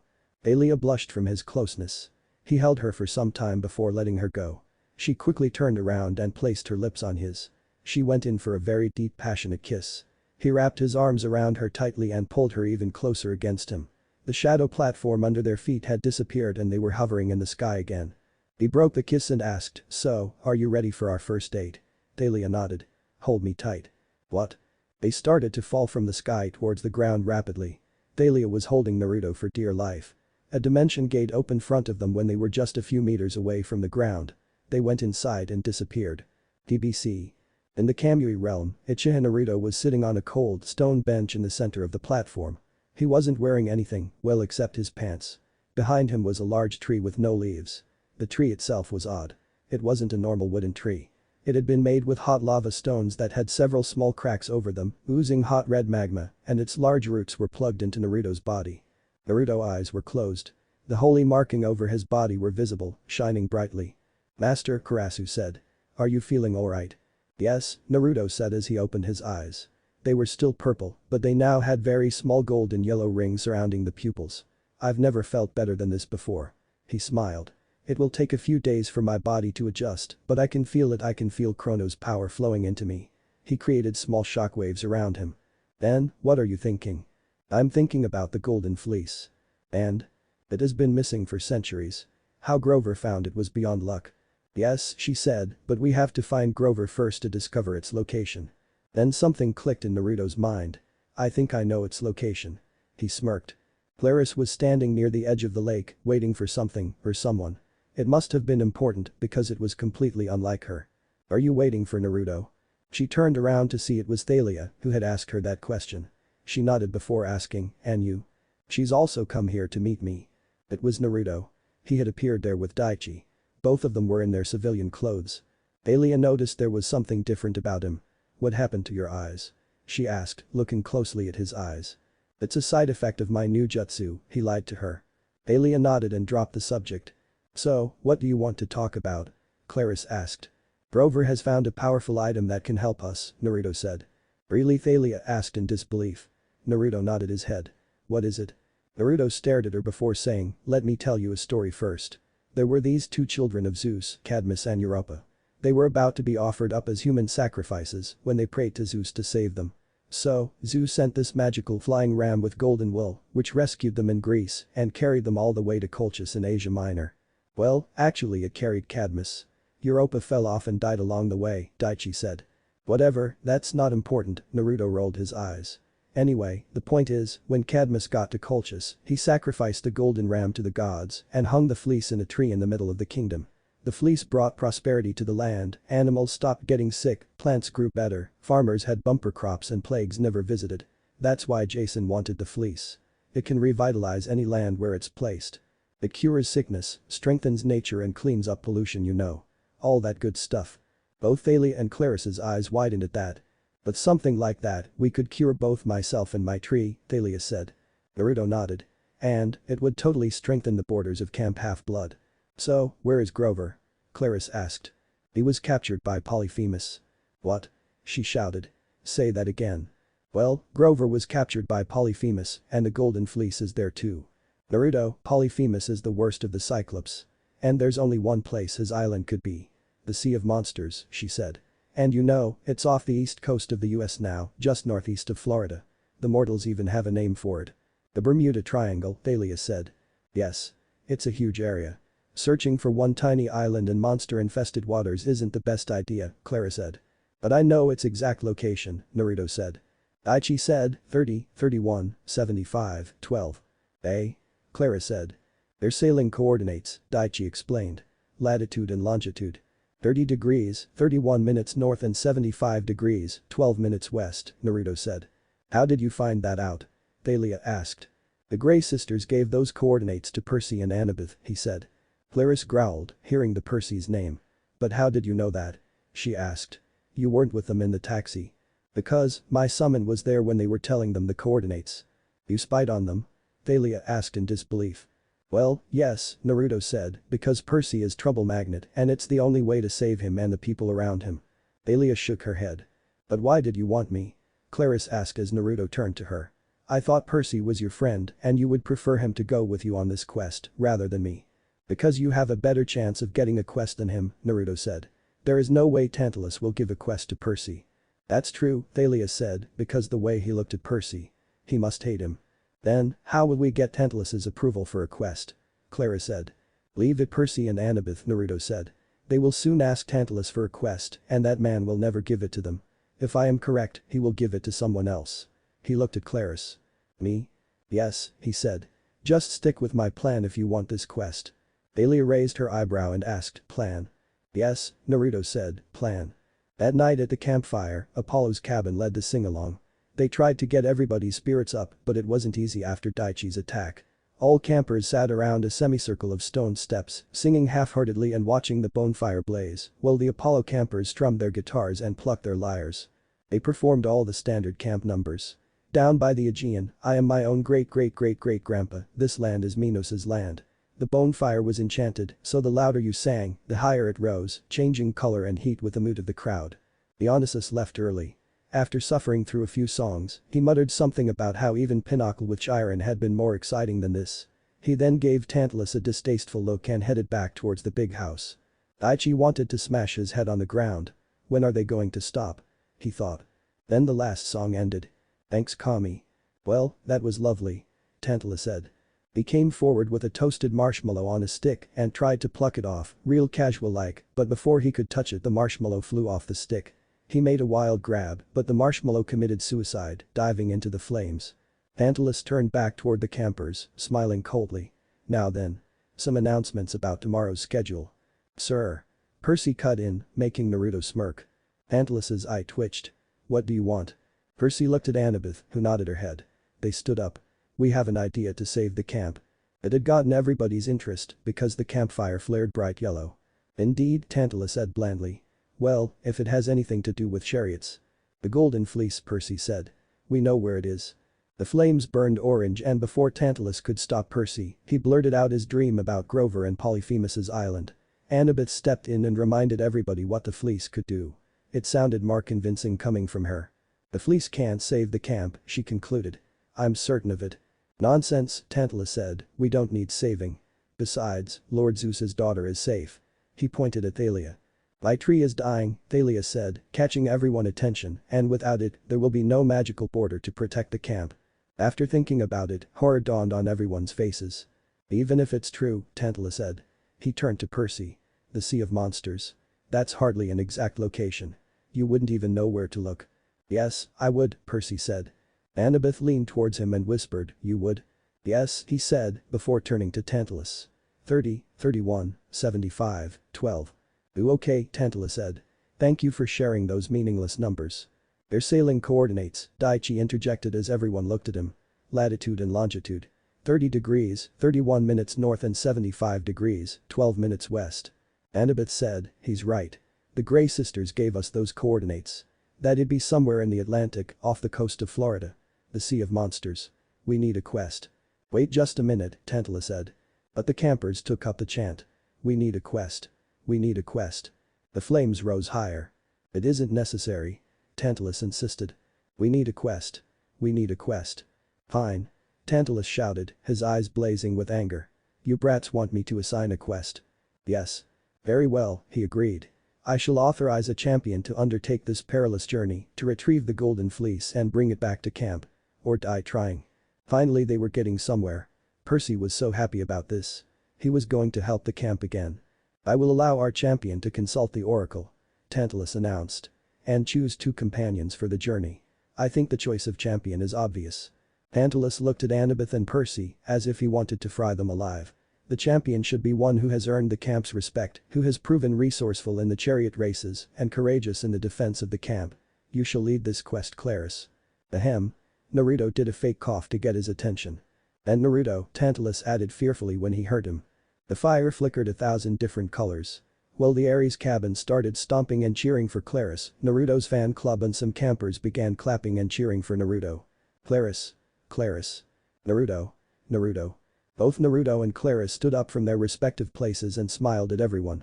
We accept the quest. Clarice said for both her and Naruto. The first part is complete. Time for part 2, Naruto thought. After that he gave a nod to both Thalia and Daichi. "I also want to go to the quest," Thalia shouted. She quickly stood up as everyone turned towards her. "No," Tantalus shouted back. "It is my tree, so I want to part in this quest," she said.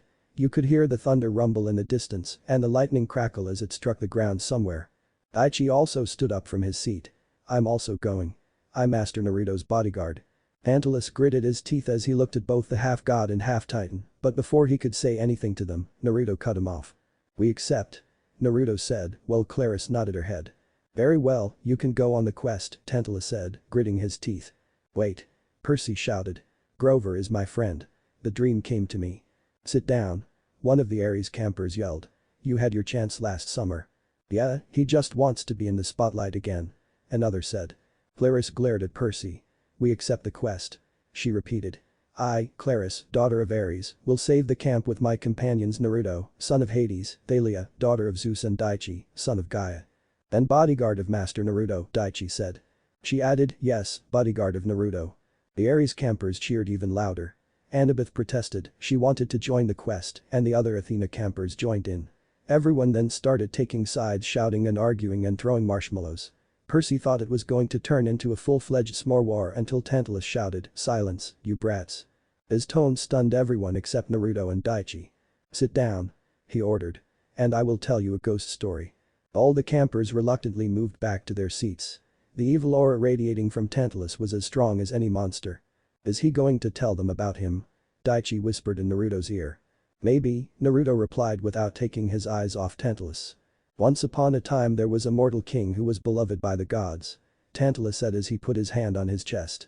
"This king," he said, "was even allowed to feast on Mount Olympus. However, when he tried to take some ambrosia and nectar back to Earth to figure out the recipe, just one little doggy bag, mind you, the gods punished him.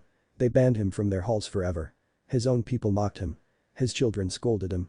And, oh yes, campers, he had horrible children. Children just like you."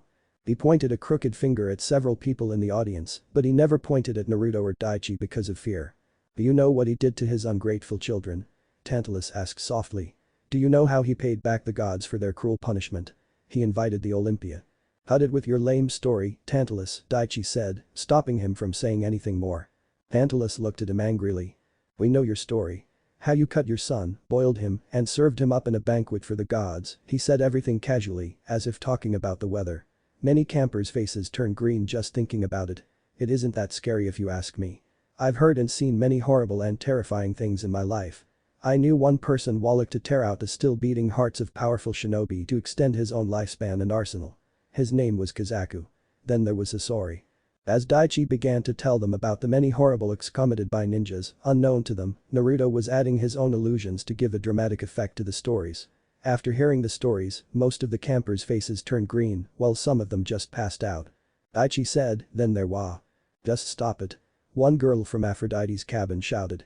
Her face turned 3 shades of green. She then stood up and she ran to the bushes, throwing up. "Daichi, you can't stop without telling them about him," Naruto said. Daichi turned to him. "Who?" "Orochimaru," Naruto said as the air around them became cold. "Is it just me or it is suddenly getting colder here?" one camper said as he rubbed his hands together. "No, it's not just you," another camper said, shivering slightly. "Yes, Orochimaru," Daichi said as he turned towards campers. "He was sadistic, selfish, disgusting and heartless. He was a mad scientist.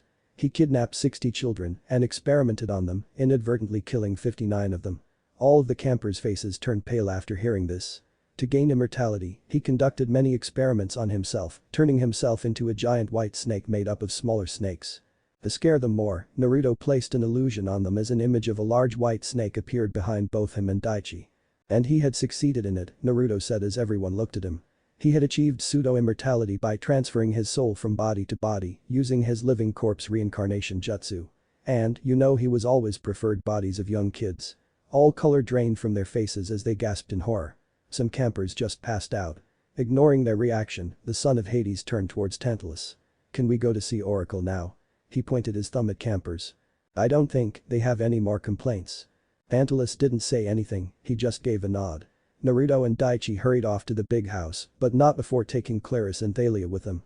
Both Claris and Thalia were a bit nervous after the stories that Daichi and Naruto had told, and walking at night to the big house, where the creepy oracle lived, would make anyone scared shitless. Thalia turned to Naruto and grabbed his hand. "Are those stories true?" she asked. "Yes," Naruto answered as he pulled her closer. "They were filtered versions of real stories." "If those were filtered versions, then I don't want to hear real stories," Clarice murmured before she noticed they were at the door. She took a deep breath and said, "Here goes nothing." Daichi opened the door for them and they went inside.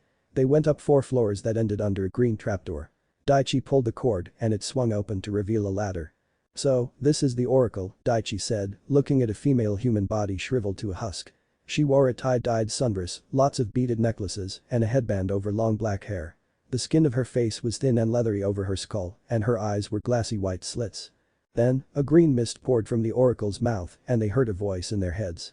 "I am the spirit of Delphi, speaker of the prophecies of Phobos Apollo, slayer of the mighty Python. Approach seeker and ask." Naruto looked at his friends and gave them a nod. "What is my destiny?" they all asked at the same time. Once again the green mist spewed out of the oracle's mouth and it turned into an image of Ares, Clarice's father. "You shall sail the iron ship with warriors of bone. You shall find what you seek and make it your own. But despair for your life entombed within stone." He changed again to an image of a woman who had blue eyes and blonde hair. Mom Thalia thought. "You shall fail without friends to fly home. Know this, the journey will not be easy." She then turned to an image of Madara Uchiha. "You shall gain something that. But you shall have to face your past." He began to dissolve. The mist retreated, coiling into a huge green serpent and slithering back into the mouth of the oracle. "That was fun," Naruto said, and they made their way out of the big house. Clarice asked, "What do you think of the prophecy?" "This is going to be a tough quest," Thalia said as she gave her opinion. "And an interesting quest," Daichi added. "And what did she mean we shall gain something more?" Thalia asked Naruto. "Who knows?" Naruto said. Then they said goodbye to each other and left to their respective cabins. It was almost midnight. The sky was clear and starry. Percy had decided to go to the beach to calm his mind. He was drinking a Coke and checking out the constellations Annabeth had taught him. Somebody then spoke to him, "Beautiful, aren't they?" Percy almost spewed soda because standing right next to him was a guy in nylon running shorts and a New York City Marathon t-shirt. He was slim and fit with salt and pepper hair and a sly smile. "May I join you?" he asked. "I haven't sat down in ages." Percy didn't know what to do, but the guy acted so calm about the whole thing that he found it hard to be afraid. Sure," he said. The guy smiled. "Your hospitality does you credit. Oh, and Coca-Cola. May I?" He sat at the other end of the blanket, popped a soda and took a drink. "Ah, that hits the spot. Peace and quiet at." Inside of the Hades' cabin, Naruto opened his eyes and stood up from his bed. "What is a god doing here?" he thought. "What happened, master?" Daichi asked as he entered the room with his mace in his hand. "There is a god in the camp." "The god?" Daichi asked. Then he closed his eyes and placed his finger on the ground. A few seconds later, he opened his eyes and looked at Naruto. "Yes, and he is with Percy." Who are you, exactly?" Percy asked nervously. "Haven't you guessed by now, a smart boy like you?" the guy in front of him said. "Percy, he's Hermes, god of thieves, messengers and travelers," a voice said. They turned in its direction to see Naruto, dressed in a black shirt and pants. "Smart aren't you, son of Hades," Hermes said as he took out his phone. The mini snakes writhed up and down the antenna right next to his ear. "Original form, please." The phone glowed a brilliant blue. It stretched into a 3-foot-long wooden staff with dove wings sprouting out the top. 2 full-size green snakes coiled together around the middle. It was a caduceus, the symbol of cabin 11. "You're Luke's father," Percy said. "Idiot." Naruto shook his head for his stupidity. The god pursed his lips. He stuck his caduceus in the sand like an umbrella pole. "Luke's father. Normally, that's not the first way people introduce me. God of thieves, yes. God of messengers and travelers, if they wish to be kind. God of thieves works," one snake said, which was around his caduceus. His name was George. "Oh, don't mind George," another snake said. Her name was Martha. She flicked her tongue at Percy. "He's just bitter because Hermes likes me best." "He does not." "Does too." "Behave, you two," Hermes warned, "or I'll turn you back into a cell phone and set you on vibrate." He turned to Naruto. "How did you know we were here?" "I'm a sensor and you have a unique energy signature." "I can sense you," Naruto said. "Okay," Hermes said before he turned to Percy. "Now, Percy, you still haven't answered my question. What do you intend to do about the quest?" I don't have permission to go," Percy said. "Percy, don't break the rules. Just bend them in your way." Naruto gave Percy his advice. Hermes gave him a nod before turning to Percy. Then Naruto watched Hermes tell Percy a story and give him advice on how to save Grover. After that he offered him some gifts in exchange for saving his son Luke. Look, Percy said. Lord Hermes, I mean, thanks and everything, but you might as well take back your gifts. Luke can't be saved. Even if I could find him, he told me he wanted to tear down Olympus stone by stone. He betrayed everybody he knew. He hates you especially. Hermes gazed up at the stars. My dear, young cousin, if there's one thing I've learned over the eons. It's that you can't give up on your family, no matter how tempting they make it. It doesn't matter if they hate you, embarrass you, or simply don't appreciate your genius for inventing the internet. You invented the internet. It was my idea, Martha said. Rats are delicious, George said. It was my idea. Hermes said. I mean the internet, not the rats. But that's not the point. Percy, do you understand what I'm saying about family? I'm not sure. You will someday. Hermes got up and brushed the sand off his legs. Then he looked at Naruto. I don't have any intention of killing your son, not yet anyway, Naruto said, whispering the last part. He turned back and took a few steps before he disappeared, leaving Percy alone with Hermes. DBC. Naruto, Daichi, Thalia and Clarus were standing on the beach, waiting for something would happen. Both boys dressed in their usual ninja armor and other ninja equipment only while the girls were in full Greek battle armor. In addition, Thalia had Raijin no Ken, strapped on left side too near the waist, and copy of Aegis shield that was the appearance of a charm bracelet. The shield was a gift from Athena. Naruto turned to Clarus and said, Clarus, I've something for you. Clarus looked at him. Huh? Daichi and Thalia, we all have magical weapons, but you. I don't have any. Thanks to Water Boy, she said angrily. Her electric spear that was given to her by her father was destroyed by Percy in a game of capture the flag. She was still angry on Percy for that. That's why I'm giving this to you, he said as he pulled out a double-edged jan from his pouch. It was well crafted and sharp. This is Kusanagi sword. It can cut through almost anything. This is not real legendary Kusanagi no Tsurugi. It is a replica of the original sword, Daichi said. But, it is still dangerous, Naruto said. The sword is coated in one of the deadliest poison. The last user of this sword was Orochimaru. That creep. Yes. She took Kusanagi from his hand. Thanks. No need for that, he said, smirking, because very soon you'll start cursing me.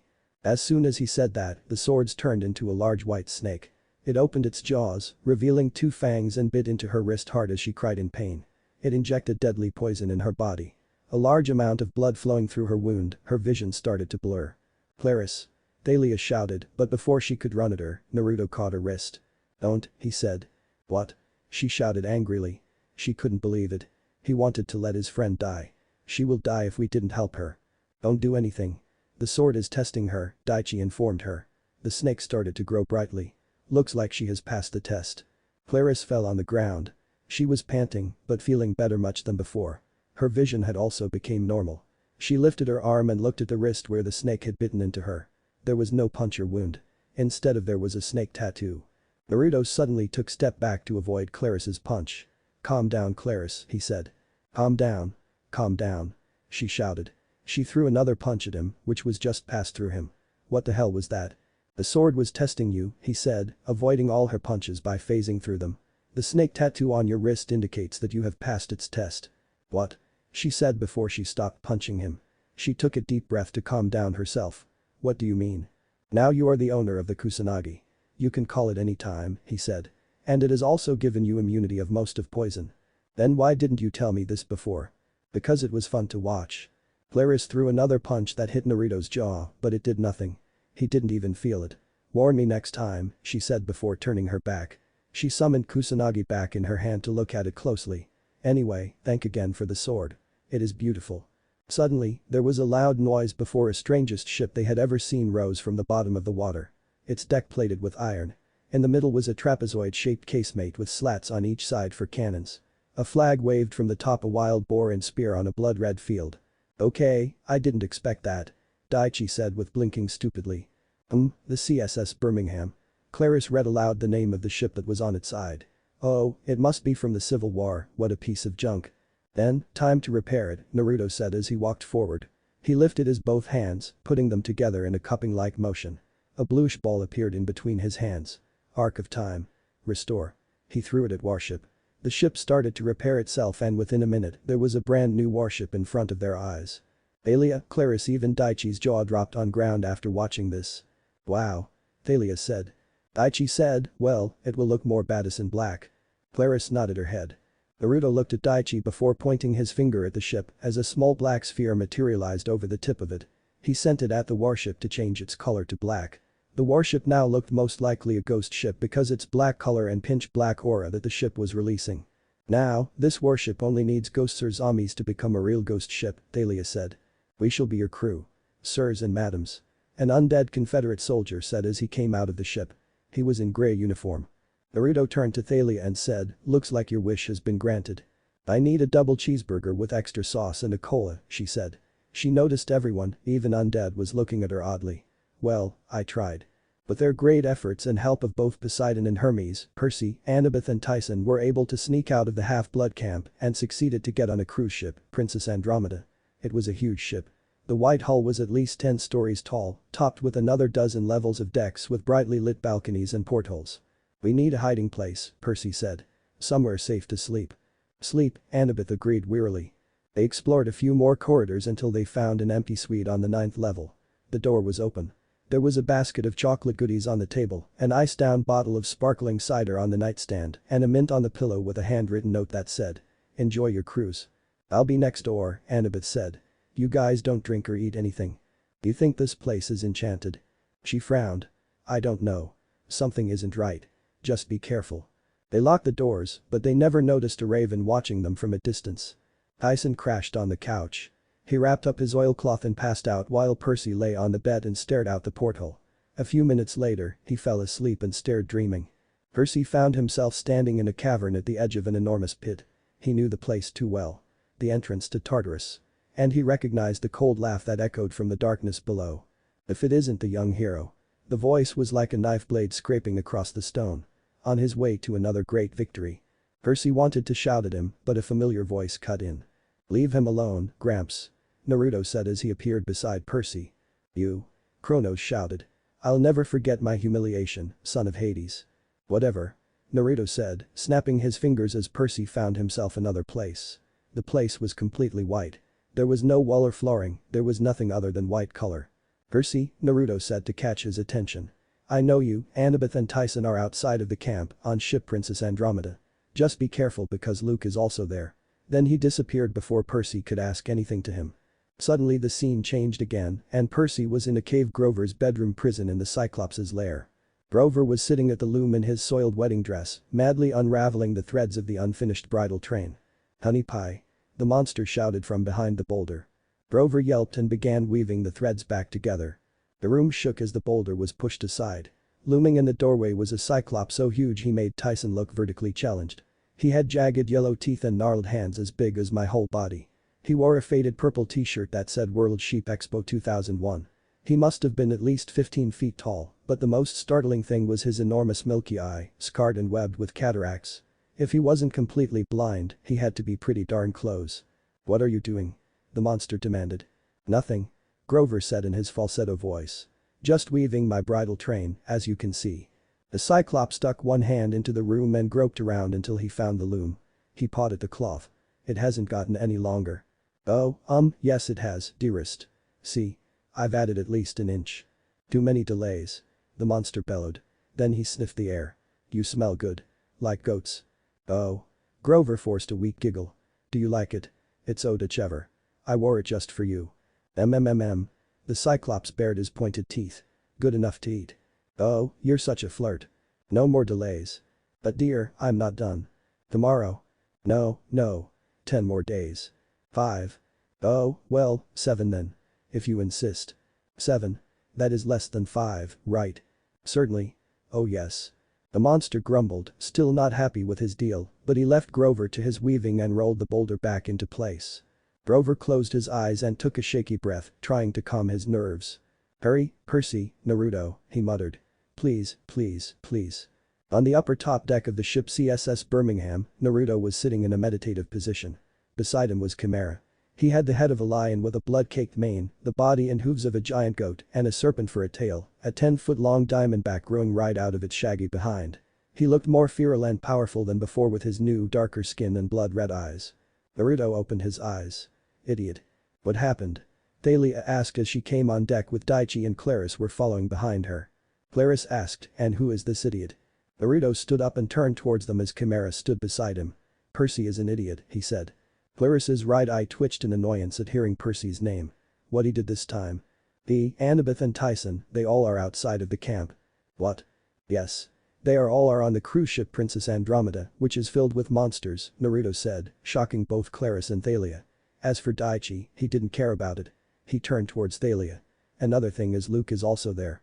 Thalia clenched her fist in anger. Where are they heading? The ship is heading towards Sea of Monsters, especially Polyphemus's island. That traitor. Clarissa shouted angrily. How did he know the coordinates? There must be a spy in the camp, Daichi said as everyone turned towards him. Clarissa asked, you mean there is another traitor in the camp? Yes. But why is he or she helping Luke? Naruto shook his head and asked, Clarissa, do you remember Chris Rodriguez from cabin 11? He is one of those undetermined campers who got stuck in the Hermes cabin because his Olympian dad or mom never claimed him. Yes, I remember him, she said. What about him? He is now with Luke. What? He is not only one, Clarissa, he said. There was some seriousness in his voice. There are many demigods like him are now following Luke. Traitors, Clarissa said, clenching her fist angrily. Not every demigods think highly about their parents, Clarissa, Thalia said as Clarissa looked at her. I know. She looked down at her feet. I don't like my father, but that doesn't mean I hate him. I'll never lower myself like Luke. She shook her head and looked up. Anyway, that ship is clearly dangerous if Luke is there. Percy is an idiot, Clarissa said. Why couldn't he just accept that we can save both Grover and Camp? Because it is an oracle's prophecy, Daichi said. You shall fail without friends, to fly home. Percy, Annabeth and Tyson, they are friends here. Maybe you're right and maybe you're wrong, Daichi, Naruto said. A prophecy will never say exactly what will happen. There is usually some level of choice given to those involved that will affect how a prophecy will come to pass. He turned toward the sea. Forget prophecy and concentrate on the quest. We'll have to find the golden fleece before Luke. On the cruise ship Princess Andromeda, Percy, Annabeth and Tyson were captured by Luke and his assistants, Agrius and Aureus. They were gigantic bear twins, half man and half bear. They were cannibals and disrespectful towards gods and humans. Luke tried to convince both Percy and Annabeth to join him, but they refused him harshly. Then you're a fool, Luke said. Tyson smashed the nearest dining chair to splinters. Percy is not a fool. Before Percy could stop him, he charged Luke. His fists came down toward Luke's head, a double overhead blow that would have knocked a hole in titanium, but the bear twins intercepted. They each caught one of Tyson's arms and stopped him cold. They pushed him back and Tyson stumbled. He fell to the carpet so hard the deck shook. Too bad, Cyclops, Luke said. Looks like my grisly friends together are more than a match for your strength. Maybe I should let them. Luke, Percy cut in. Listen to me. Your father sent us. His face turned the color of pepperoni. Don't even mention him. He told us to take this boat. I thought it was just for a ride, but he sent us here to find you. He told me he won't give up on you, no matter how angry you are. Angry? Luke roared. Give up on me? He abandoned me, Percy. I want Olympus destroyed. Every throne crushed to rubble. You tell Hermes it's going to happen, too. Each time a half-blood joins us, the Olympians grow weaker and we grow stronger. He grows stronger. He pointed to the gold sarcophagus. Percy felt uneasy when he saw it, but he still asked, so, what's so special? Then something clicked in his mind. The temperature in the room seemed to drop 20 degrees. Whoa, you don't mean. He is reforming, Luke said. Little by little, we're calling his life force out of the pit. With every recruit who pledges our cause, another small piece appears. That's disgusting. Annabeth said. Luke sneered at her. Your mother was born from Zeus's split skull, Annabeth. I wouldn't talk. Soon there will be enough of the Titan Lord so that we can make him whole again. We will piece together a new body for him, a work worthy of the forges of Hephaestus. You're insane, Annabeth said. Join us and you'll be rewarded. We have powerful friends, sponsors rich enough to buy this cruise ship and much more. Percy, your mother will never have to work again. You can buy her a mansion. You can have power, fame, whatever you want. Annabeth, you can realize your dream of being an architect. You can build a monument to last 1,000 years. A temple to the lords of the next age. Go to Tartarus, she said. Luke sighed. A shame. Interesting. Luke quickly turned around to see Naruto was standing front of Chrono's sarcophagus, looking at it carefully. You. He said. How did you find this ship? He turned to Bear Twins. Stop him. But before Agrius and Aureus could move from their spot, Daichi appeared front of Naruto. He made quick hand seals before shouting, Earth release. Golem Jutsu. He expelled 10 feet tall earth golem from his mouth that caught Bear Twins with its hands. Seeing Bear Twins were lost, Luke pulled out his sword from nowhere and ran towards Daichi. He swung a sword at Daichi, but Daichi blocked it with his shield. Who are you? Luke demanded, trying to knock Daichi off balance. I'm Daichi, the son of Gaia and the bodyguard of Master Naruto, Daichi said proudly. He was holding Luke without any difficulty. What? Luke shouted. If you are a half-titans then why are you with them? I'm only with Master Naruto, Daichi said. He pushed his shield and sent Luke flying backwards. I don't really care about others. Luke quickly stood up on feet. He clenched his fist ready to attack again with his blade. Enough. Naruto said as a large shadow spread across the floor and Luke found himself unable to move. Why circa an apostrophe T move? Luke said, trying to move his muscle. There is no use for that, Daichi said, putting his weapons back to their places. You can't move without Master's permission. So this is Gramps' sarcophagus, Naruto said without looking back at them as he placed his left hand on it. Well. Gramps is reforming. Naruto, can you do something? Annabeth asked. She knew Naruto always had some plan. I can't stop him from reforming, Naruto answered. Luke smirked at this, thinking he had won. But, I can delay his returning. To Luke's horror, Naruto put his hand inside the sarcophagus and pulled out a golden ball from it as Chrono's sarcophagus lost its golden shining. What have you done? Luke shouted angrily as he struggled to free himself from his bindings, but it was in vain. Naruto turned to him. I've delayed his returning, making sure he'll never come as strong as before. He closed his fist as a golden ball in his hand vanished. Ad. Do not yell at me, Luke, Naruto said coldly. You should be grateful I am letting all of you alive. He and Daichi walked towards Annabeth, Percy and Tyson. You three. He ripped the empty space front of him to open a space-time dimension gate as an image of ship CSS Birmingham's deck appeared inside the gate. Let's go. First, Percy and Tyson entered the gate. Then Annabeth, she looked at Luke before going inside. Both Naruto and Daichi followed after her and went inside as the gate closed behind them. They all were on the deck of the ship CSS Birmingham.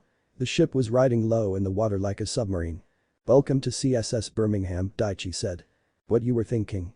An angry voice shouted from behind them. They all turned around and saw Thalia. Her electric blue eyes seemed to glow with her anger much like her father when he was angry. Both Percy and Annabeth gulped in fear while Tyson didn't have a clue what was happening. He was busy with looking at the warship. You all are in big trouble. Daichi smirked. TBC. What if Naruto unlock his tomoe sharingan and Percy Jackson end here and thanks for watching my video till the end.